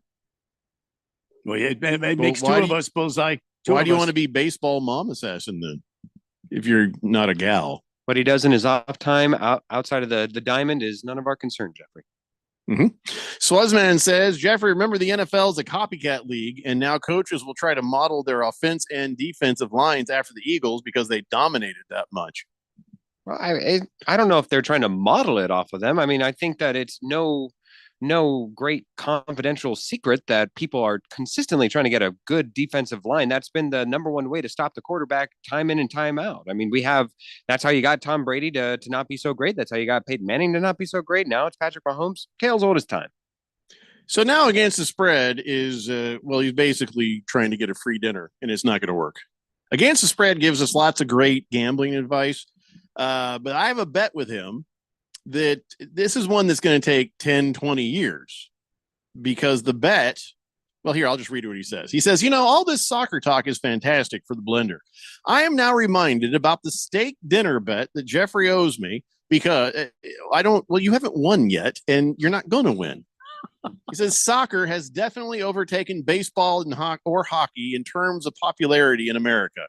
You guys talk more about soccer than baseball or hockey on this program. That is evidence in itself. First off, that is a lie. That is not even true. We talk plenty of baseball. We're probably not going to talk much hockey because, well, the Coyotes went. But what we talk about on this show is not really indicative of what the most popular sports in the United States are. And right now, soccer still not one of the top 4 sports. And so this steak dinner, where it was an open-ended bet, by the way, that day comes, you get a steak dinner. That day has yet to come. So no, you didn't win. Just because we're talking about a lady who loves some soccer, that doesn't mean you have won the bet against the spread. Soccer Mom Assassin says, there seems to be a lot of violence that happens outside of the studio with you and Jeffrey. Randy. Was Jeffrey also the passenger when Randy supposedly ran over his leg? Oh, no. I wasn't there. I did run over myself. It's on videotape somewhere. Yeah, oh, yeah. Who's got it on videotape? I'm sure that O'Reilly's, they've got cameras all over that joint. So I'm How sure has that not been posted out on social media? I don't know, but I did not run over my leg, Soccer Mom Assassin. What happened was I fell out and was pulled out of the car, and I was on my right side. My left side was facing up, and the door scraped over me all the way above my arm. Even got pulled up over my head. I had a big giant bruise on the back of my arm here. Yeah, oh yeah, yeah. No, it's the tires didn't go over him. No, the tires, but I did run over myself. Technically, still counts. Yeah. Bullseye says, I have been known to wear drag in my spare time. Don't judge. All right, not judging, but you're still Bullseye. Colonel Art says, Randy, speaking of wrestling, could I have a weather report in your Dusty Rhodes voice and a shot of your finest whiskey, sir? Well, I mean, I can do the whiskey. We close to a break here. Do I have time to do this? Go ahead. I mean, okay. Listen up, everybody, from the deep below the earth and high in the heavens. Dusty Rhodes here, coming at you live with the weather for Phoenix and the surrounding vicinities. No, Currently just 70. What? Just Excuse me? Phoenix. Don't go out of the state. Just Hey, Phoenix. man, stay out of my weather report, or I'm going to come in there. Daddy, listen, Daddy, I'll come in there. I ain't and I'm afraid gonna of no ghosts. Show you why I'm Dusty Rhodes, okay? 74, currently under mostly cloudy skies. Currently, it's 74. And the wind is out of the, oh, hell with it. Dusty Rhodes, 74 degrees. You asked for it, you got it, Toyota. From the Weather Center. Back to you. Yeah, we don't talk about Toyotas on this show. Oh, God. Just remember that. Big George says, you guys talk plenty of baseball and rarely talk soccer. I don't know what that texture's talking about. You know, we're often accused of things we didn't do. That's fine. You know, like throwing people off roofs. That also didn't happen. I That's fine. don't know how it happened. It just seemed odd that suddenly and without any sort of warning, I fell. Hey, here's something you bet you didn't know. Only one Eagles player was from Pennsylvania. Jahan Dotson went to high school in Eastern Pennsylvania, college at Penn State. Other than that, nobody on the Eagles is from Pennsylvania. Yeah, and Jahan Dotson almost got that first touchdown, and everybody was like, oh, well, nobody called that one. Was that Moist One? Time for the top 5 at 5? No, we're not doing that. I just don't even know what that is, to be honest. It's about as high as those guys can count, maybe. I don't know. All right, let's take a break. We'll come back, and I have other sports stuff for us to talk about. It's the Daily Blender here on 1580, The Fanatic. Millions of Americans take medicine like Ozempic and Zepbound. Many of them are overpaying by thousands of dollars a year. These GLP-1 medications for diabetes, weight loss, and more may not always be covered by your insurance, but GoodRx can help. GoodRx helps you save every month on prescriptions at over 70,000 pharmacies nationwide. Best of all, it's free to use. Check GoodRx to save on GLP-1s. Just go to goodrx.com/GLP. That's goodrx.com/GLP. GoodRx is not insurance, but can be used instead of insurance, including Medicare and other federal and state-funded programs. Get in zone, AutoZone. Welcome to AutoZone. What are you working on today? My check engine light's on? That could hurt your gas mileage. The AutoZone free Fix Finder service can help find the fix for free. This whole report for free?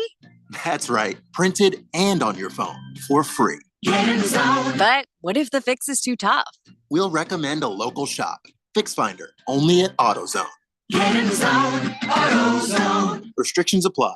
Feeling the pressure to find Valentine's Day gifts they'll love? Then you gotta go to Kohl's. They have something for every Valentine. Go fun and unexpected with a Lego set. Go luxe with a Sephora fragrance. Go classic with a diamond necklace and more. Then get 15% off some of your gifts, or you can save with a Kohl's card. However you plan to celebrate, Kohl's has you covered with lots to love. Select styles. Coupons do not apply to Lego. Coupons and Kohl's Cash do not apply to Sephora. Offers end February 17th. Some exclusions apply. See store or Kohl's.com for details. Make extra money daily from your sports betting? Dylan Cohen from Beat the Book here. You know, I'm always about finding ways to take sports betting to the next level, and that's exactly why I'm pumped to tell you about Edge Boost, the financial platform that pays you cash back to wager. Edge Boost is an online bank account that pays you for every deposit. With the Edge Boost Visa debit card, you're getting up to 0.5% cash back on all of your sportsbook, daily fantasy site, and casino transactions. That's free money back in your pocket just for doing what you're already doing. It's a no-brainer. Plus, your Edge Boost debit card starts with a $250,000 daily limit, and it will never be declined for gambling activity. They've got built-in tools to help you stay responsible, and there's absolutely no hidden fees or minimum required balances. So stop leaving money on the table. Visit edgeboost.bet to learn more and sign up today. That's edgeboost.bet. Once again, edgeboost.bet. Driving high can get you a DUI. Instead of getting behind the wheel, designate a sober driver or rideshare. In Arizona, drug-impaired driving is illegal, even if the drug is legal. So drive sober or not at all. In Arizona, there's zero tolerance for impaired driving, since drugs slow your reaction time and cloud your judgment. If you feel different, you drive different. Visit drivesober.az.gov to learn more. This message is sponsored by the Governor's Office of Highway Safety. We put you so close to the game, you can almost smell the sweat. Ooh, awkward. GCU basketball is live on the Fanatic. Thursday night, Grand Canyon takes on Tarleton State. Live from Stephenville, Texas, Wisdom Gym. Tip time is 6 p.m. Michael Potter and Paul Coro have the call live for GCU basketball on 1580 The Fanatic and always on at 1580thefanatic.com.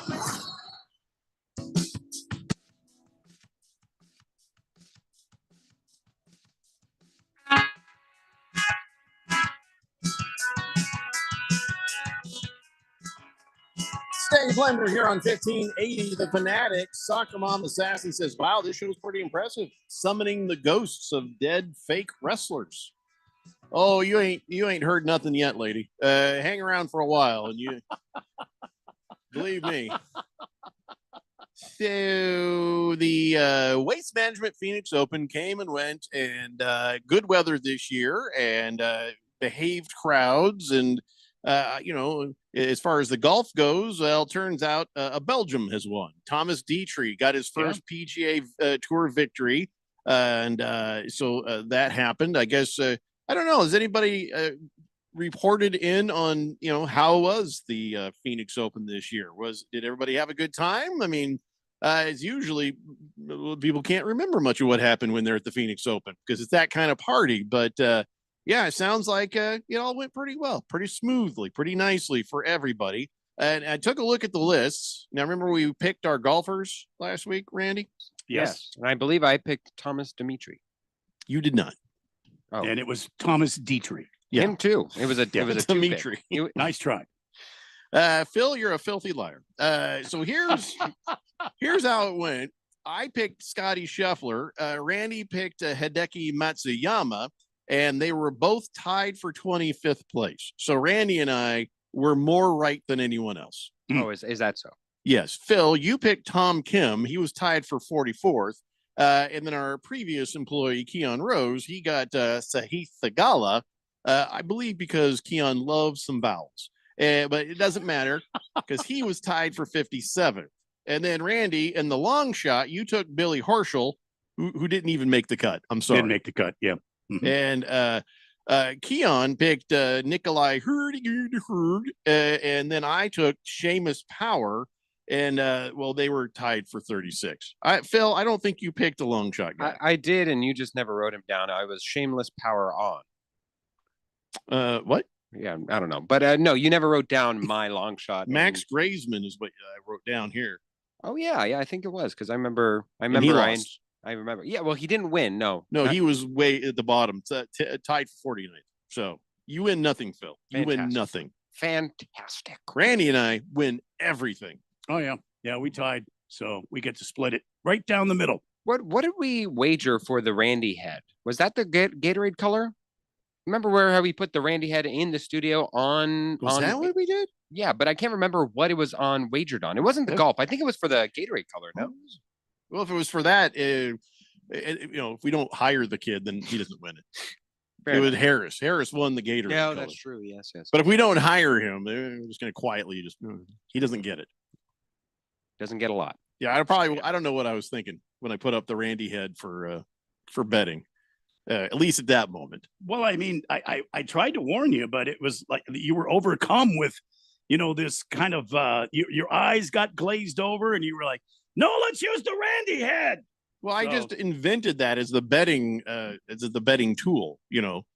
That is like having a trophy. You know what I mean? That is better than a dollar. I guess. Oh, later at the break, I'll go get the betting. I actually still have the original betting dollar. Mm-hmm. But it's so that's where it went.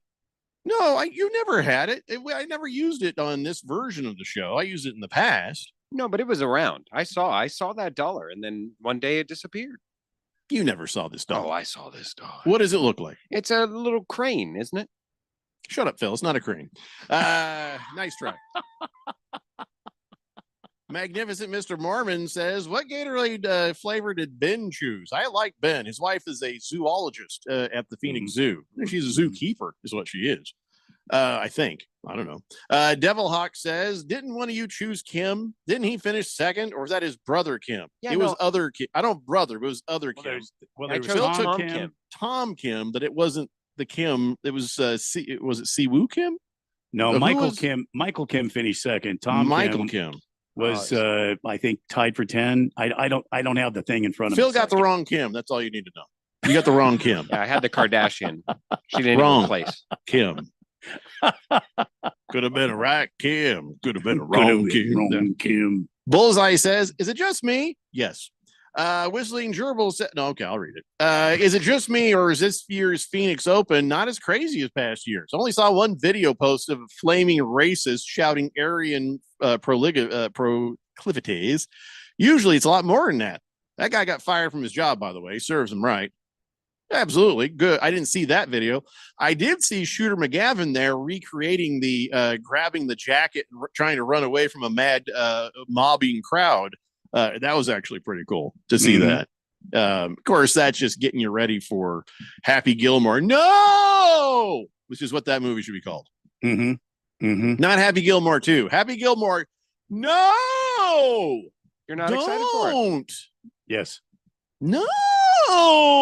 I feel like a little brother, just like it's a play. Don't want. Okay, listen. The Adam Sandler, retread tours got to stop. You're messing with a perfect movie. If Adam, the Happy Gilmore was, leave it alone. Knock it off. Leave it alone. We do not need to do this. And yet here comes another Happy Gilmore. Yeah. We don't need this. Devil Hawk says, isn't Shooter McGavin a texter on this show? I love me some Shooter McGavin. You are correct, sir. Yeah.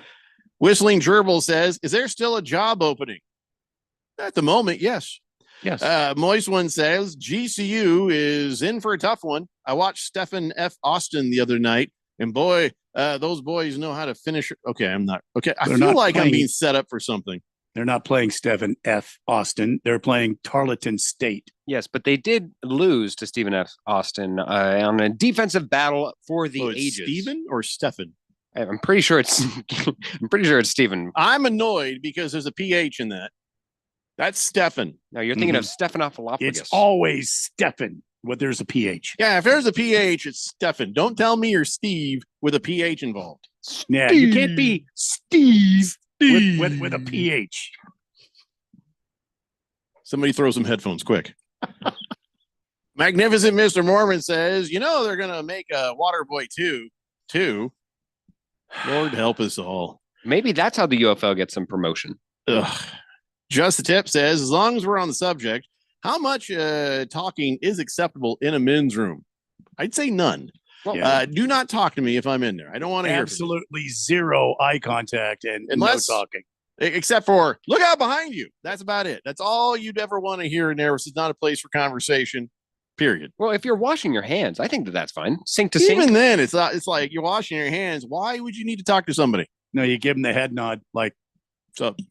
Yeah, if business is being conducted, then no. But yeah, I'm okay with a little sink to sink convo. What do you have No. to talk about at the sink? Yeah. Did you The say water's Pam? cold today, isn't it? Yeah.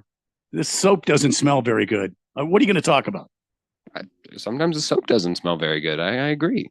Oh, by the way, everybody's got to be careful with the soap at CRC Broadcasting. It's got one of those bottles where you hit it and it goes, Oh my!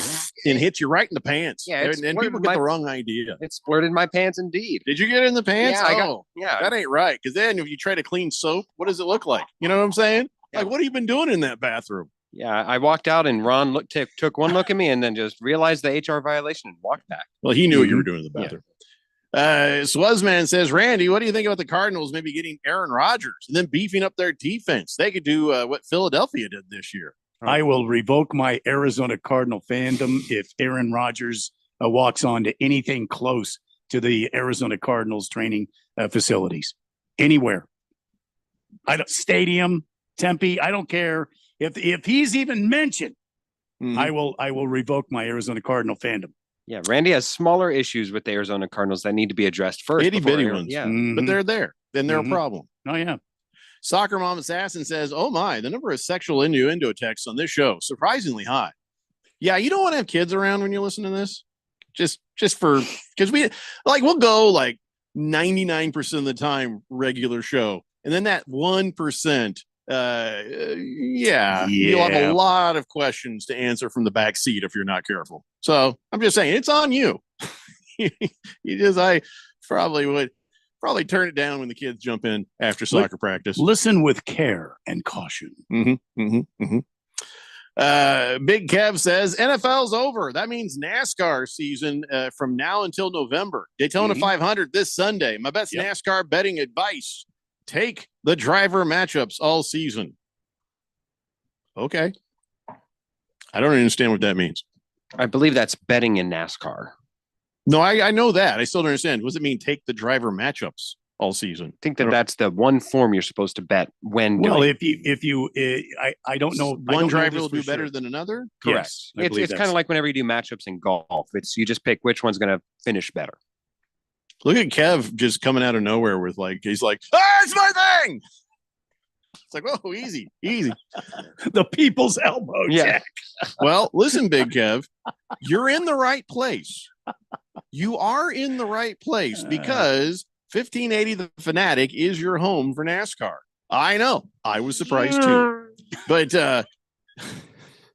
this Sunday, we got the Daytona 500 on our radio station. And then in future weeks, we got Shriners Children's 500 in Phoenix. That's March 9th. And I'm trying to see what else we got here. We got a bunch of races. And when it's in Phoenix, we generally have the main races. Then we got we got a bunch of March, which is all March Madness. But then we got on April 6th, we got the Goodyear 400. Is that a good race, Randy? Where's that at? Where they have the Goodyear 400. Listen, man, I don't know anything about this. I got to have a track, man. I just have the race names. I'll have to look on the calendar. We got the NASCAR and Xfinity Series race. Goodyear 400, located at Darlington Raceway in Darlington, South Carolina. We got the Ag Pro 300, wherever they have that. Then we have the Jack Links 500, wherever we have that. That's in April. That's in its packaging. Sure. The Ag Pro, I believe, is Talladega. What did you say the other one was? Jack I don't Links. remember. The Jack Links? Yes. Then in May 11th, we got the Advent Health 400. You're right. Maybe I should have put the locations in the calendar. I didn't think it was important. Mm-hmm. We have the All-Star race, Randy. We got the All-Star race May 18th. So, all through the summer, when we can, we will have NASCAR races. Then when the championship comes back around, it'll be here too. Are we doing the are we doing the big Memorial Day threesome? I'm sorry. The Memorial Day Phil. threesome. It's not what he means. Hold on. The big Memorial Day threesome. Are we doing the Indy 500 and the Coca-Cola 600? No, that's too big. That's too damn bad. I don't understand. That's on May 25th, right? Yeah, it's the Charlotte, May 25th. I'll have to go back and look. 600. That nickname must have been made during a simpler time.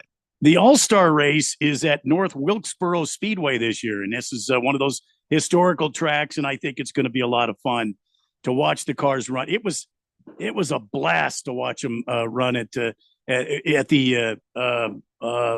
do you call it? I can't think of it now. Bowman Gray. That's it. It was fun to watch them race there. Now they're going to be at North Wilkesboro Speedway for the All-Star race. Is it 25th? And that is the All-Star race is not. The All-Star race, we have that. It's on the 18th. Yeah, it's 18th. And then the Coke 600 is at Charlotte Motor Speedway. And that's on May 25th. That is May 25th. Coca-Cola 600. Randy, if you want it, we can have it. Oh, we don't have to. I don't know why it's not on the calendar. I mean, I don't know why it's not on the calendar. Big Kev wants it. We can have it. Mm-hmm. Big Kev says the Goodyear 400 is in Darlington. Yes. We have confirmation. Yep. Yes, it is. Average Joe says, do they let the Shriner kids actually race the cars? Isn't that a little irresponsible? At that point, does it matter? I mean, no. Let them. What do they got to lose? No. Moldy Tuna Fish says, will Neil be racing in the Shriner Kids 500? Soccer Mom Assassin says, so don't listen to this show with my kids in the back seat. Duly noted. I might have to just listen discreetly in my AirPods as we're driving to soccer practice. Well, can I just ask just one ear, because you got to keep your other ear good for driving. Keep your ear on the road. Yeah, I would never want to have this show be responsible for any sort of an accident in traffic. So, but you're a good mom. You're a good mom. Whistling Gerbil says, need an example on this NASCAR buff. NASCAR buff? You mean bet? I think he means bet. Yeah, again, we explained it. Head to head. You just pick two of the more prominent, popular racers, and you bet which one's going to win out of the two. Place Randy higher. does anybody other than Joey Logano. Yeah, oh yeah. The reigning champion, Joey Logano. I only know he's the reigning champion because he's on every piece of information they have. Randy does not like Joey Logano at all. You don't say. I did with my mouth. Case the Cook says, Aaron Rodgers. Noted. Navy Brad says, hey, who lost to the $6 million man? Huh? What? Oh, by the way, I had a bet with my mom about the Super Bowl. I bet her $1 million. Oh, really? Yeah. I said Chiefs will win. And she says, I'm sorry, she said Chiefs would win. I says, I picked the Eagles. And I said, Mom, just write the check for $1 million. I promise I won't cash it. She's like, you're going to die holding your breath. I'm like, oh, I really just want the check. I just want the check that says I won. I promise I would never cash it. She's not sending it to me. I feel like I gotta send somebody over to her house. You know what I mean? To show her you mean business. Yeah. I might have to send somebody to her house. Like I'm going to call like the local Mormon church there and say, listen, there is a lady. She's 75. She only has so much time left. She desperately wants to be Mormon, but she's afraid to admit it. So please knock on her door every hour.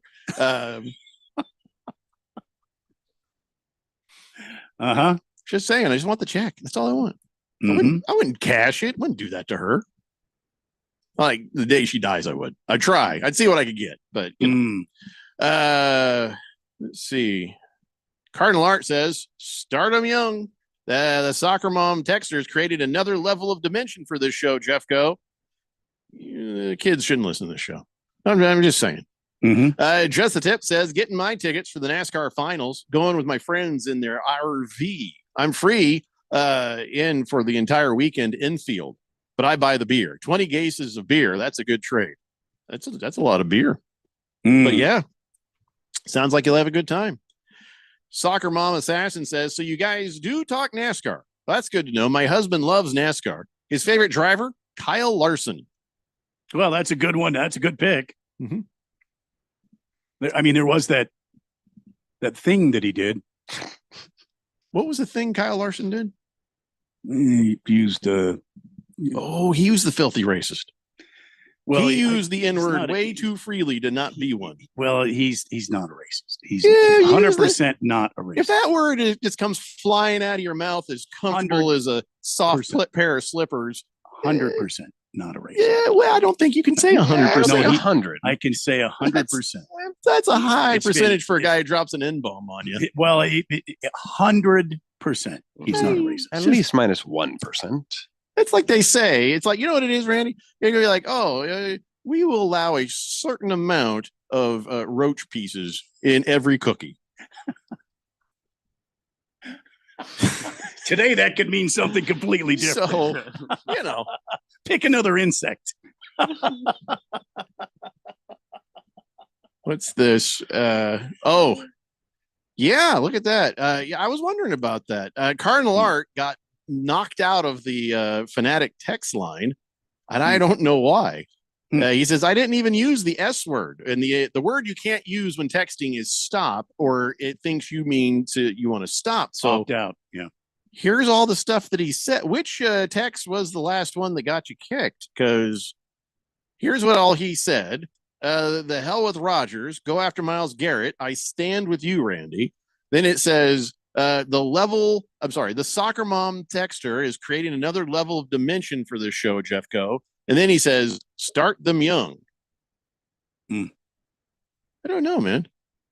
all Start these them texts young. before I've seen. So we read your text. So that's maybe it just here, say start again. Type in the word start again. Maybe it just is an automatic response, but you weren't ever blocked. So that's what it is. See, look at me. Figuring things out that nobody cares about. Probably a good time for a break. Get your phone away from that thing. It's time for a break. No, I heard it. You heard it. Put your arms down, Randy. The war's over. It's the Daily Blender here on 1580, The Fanatic. You okay? I can't sleep with this cough. Sounds like you need to vaporize that cold. Vaporize. Yeah, with NyQuil VapoCool. It's NyQuil plus a rush of Vicks vapors. Wow. So you ready to get some sleep? Thank you, NyQuil VapoCool. NyQuil VapoCool, the vaporizing nighttime coughing, aching, fever, best sleep with a cold medicine. And to vaporize sore throat pain, try Vicks VapoCool drops. Use as directed. Keep out of reach of children. Did you know you can get your prescriptions for less at your local pharmacy? You can with GoodRx. It's the free app that can save you money on your medications. Just search for your prescription, choose the pharmacy and the price that works best for you, and then show your GoodRx coupon to your pharmacist at the drop-off counter. GoodRx works at over 70,000 pharmacies, including Walmart, Rite Aid, and Walgreens, and it works whether you have insurance or not. It's easy to save. Next time you drop off your prescription, check GoodRx. To start saving today, go to goodrx.com. GoodRx is not insurance. Get in zone, AutoZone. Welcome to AutoZone. What are you working on today? My check engine light's on? That could hurt your gas mileage. The AutoZone free Fix Finder service can help find the fix for free. Get in zone. This whole report for free? That's right, printed and on your phone for free. Get in zone. But what if the fix is too tough? We'll recommend a local shop. Fix Finder, only at AutoZone. Get in zone, AutoZone. Restrictions apply. Every morning, we rise and shine, make breakfast, and brush away the night's rest. These routines help us start the day off right. Nature-Made vitamins are a simple step in that daily care regimen. Multivitamins with daily essentials, clinically studied probiotics for gut health support, magnesium to help relax the body. Nature-Made is made to care for you every day. These statements have not been evaluated by the Food and Drug Administration. These products are not intended to diagnose, treat, cure, or prevent any disease. All right, so there we were, cruising through the new open air zoo when I realized that the park was closing in like 15 minutes. That's when the afternoon took an exciting turn. Luckily, we were in my Nissan Rogue. With its powerful DC turbo engine, well, we had more than enough time to see all the animals. Whoa. And outrun a few. Drive the Nissan Rogue. Now, Nissan offers 6 vehicles starting under $30,000 MSRP. Shop at your local Nissan store or at nissanusa.com. 2024 Nissan Altima, Kicks, Leaf, Rogue, Sentra, and Versa. All prices are manufacturer's suggested retail price. Manufacturer's suggested retail price excludes destination and handling charges, tax, title, license, and options. Dealer sets actual prices. We know how it goes. You can't always tune in and hear your favorite shows and hosts. Dude, look, I'm a loser. Okay? It's cool, bro. That's why we post podcasts of your favorite shows and hosts. Listen when you want to. Listen on demand. That is great and frankly kind of amazing. Go to 1580thefanatic.com to download.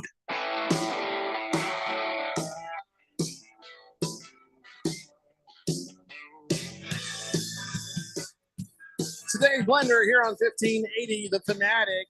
Waldo's this afternoon, fellas. Randy, bear me.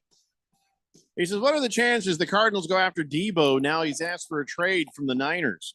It'd look awfully good having him lined up with Harrison Jr. and Torch in the slot.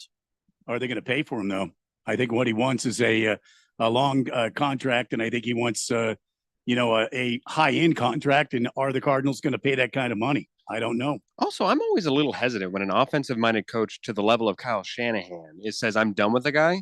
Look at Robert Woods with Sean McVay over at the Rams. The moment he left that Rams system and the wide receiver core over there, he really dropped off the face of the earth. Now you're looking at Deebo Samuel, a very physical wide receiver whose probably best years are behind him. I don't want to be paying 30 cents on the dollar even for damaged goods over there. Speaking of damaged goods, Now whichever texture I read next.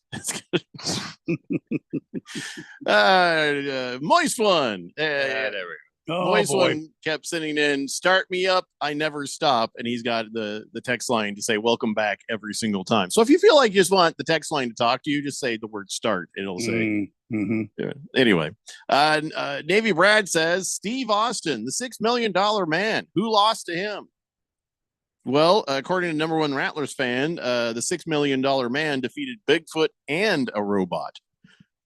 Beyond that, I don't know what the hell you people are talking about right now. They're having their own show, own conversation in the text line. I don't even know. I often wondered. Mars Bars 805 says, happy Monday, Marley Monday, guys. Randy, I'll take a B-Day 805, please. And who won this week's picks? Go Lakers, he says. Okay, so first off, happy birthday. And picks are over because of the Super Bowl. We don't do weekly stuff on the playoffs and the up through the Super Bowl, but Vikes Sholo won the whole thing, and I already forgot the other guy. Somebody else won the second place. Wasn't you, Mars Bar? Sorry. Swazman says Myles Garrett is a great idea for any team, but the Cardinals would be immediately better with him. Oh, no kidding, right? I think most teams would. I was going to say, yeah. Every team that he lands on, any team that he lands on, I mean, would be immediately impacted by his talent, his work ethic, his intestinal fortitude. I mean, this is a guy. Oof. This is a guy. Here's a guy. Hold on, Randy. This What? is What? What happened? If this has got to hit me, it's got to hit you. I really What apologize. is it? Moist What one happened? says they would be miles better.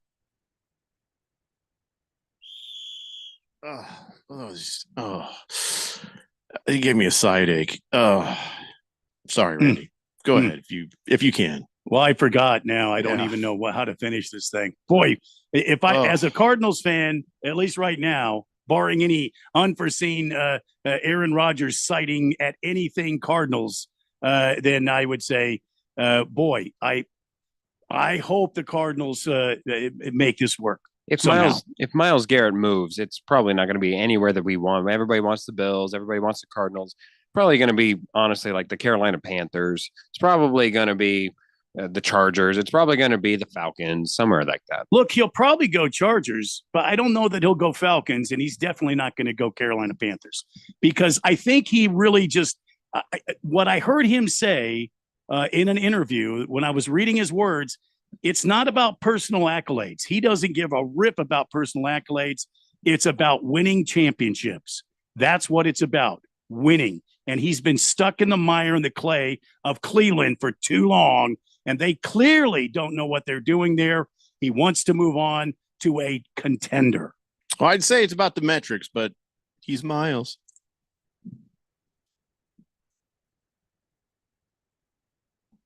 Go ahead, Randy. Mm-mm. Go ahead. No. Blow the whistle on me. No. Mm-mm. No, you're Jeffrey. You can blow the whistle. No. I was going to say Moist one said that. Oh, that is worse. Oh, that is a fate worse than death. Don't ever hit that again. I mean, I deserve it, but don't. That hurt. I knew me. that would affect him more, Phil. Oh. See? That was good. That was very good, Randy. That is nasty. You can send that to me, Mars Bars 805. He shows that he is first ranked in the week's picks, but that's just a random setup, and it doesn't matter. We don't give prizes for playoffs and the Super Bowl. We only give it for regular season. But nice try. Swazman says, great idea. Jim Harbaugh loves defense and running the ball. Mm-hmm. Lost Toby says Niners will get hit with a $30 million dead cap hit if they do trade Debo. So that would be stupid to trade him. So I'm sure Shanahan is trading him to Denver. Well, remember, they still have one more year. They're able to negotiate with Brock Purdy, but they're paying their quarterback peanuts compared to the league. So they have a lot of cap room to work around with. Yeah, I guess there was a plane crash over there at the air park by you there, Phil. Oh, yeah? Yeah. Sad to hear that. Cardinal Art says prayers up to everyone in that plane crash in Scottsdale. Heard a member from Motley Crue was on board. Yeah, I get there was a plane crash. There was an accident on the runway, a Learjet in the business the business landing strip, and wow, that's well, I'm sure we'll hear more about that later on. Right by that, right by where you're at there, Phil. Yeah, one person died, and it was around 2:30, so right before we got on air here. Yeah, that's first we heard about him. Just a tip, says Randy, is David Pearson probably the favorite for Daytona? David Pearson is not the favorite. No. He says there's 8 of us in this RV, all family mostly. Nothing weird. We weren't worried about it there, just a tip. But now that you said something. Now you've made it weird. Yeah. All right, ladies and gentlemen, it's time now for On This Date in Big George's sports history. Back in the year 1920, Major League Baseball outlawed doctored pitches, including the spitball, the shine ball, and the emery ball, a move that brought more hitting to the game. The Brooklyn Dodgers, Burleigh Grimes, and 16 others used forbidden pitches were allowed to do so for the rest of their careers under a grandfather clause. Back to me, Jeffrey. It's funny. It's funny to think about, player unions unions grandfathering something in. Yeah. For somebody to use the rest of their career. Yeah, that doesn't seem right, does it? That just kills me, man. It wouldn't happen today, I guarantee it. No, you change the rule, everybody gets to change the rule there. Yeah, the grandfather in is like anybody who's done it up to this point is free of punishment. But after that, to be given free range. Burley James, you go on ahead and you just dominate with that doctored pitch you have. You can use that until you retire. Well, oh, by the way, did I mention you're retiring at the end of this season? No, I mean, it made 16 guys worth a lot more damn money, didn't it? Sure did. Sure did. Yeah. That is just nuts. Okay, so before we go, there's a few other sports things. ASU stinks now in basketball. They got beat by Oklahoma State. The Suns stink. Everybody stinks. It's weird how when the Suns are good, ASU basketball suddenly is good. And when the Suns are bad, ASU basketball gets bad. I don't know what's going on with ASU.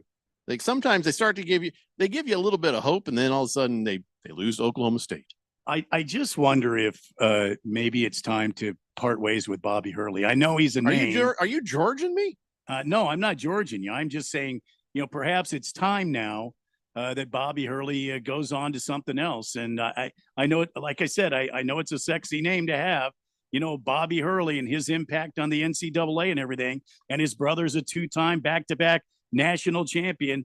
But we're talking about ASU here. And are we going to grow beyond this? Are we going to get better? We're in the Big 12 now, which is one of the toughest basketball conferences, if not the toughest basketball conference in the country. We heard our old friend Keon talk about it. Phil's mentioned it here. This school, if they're going to compete, had better do something and quick. Well, we're 3-9 in conference to give you any kind of an idea how well we're doing so far. So I don't see a March Madness run for these guys. But on the other hand, GCU is still hanging in there doing well. They won this weekend, didn't they? No, they lost to Stephen. So here's what happens when the Suns are bad. Everybody's bad. They follow the leader.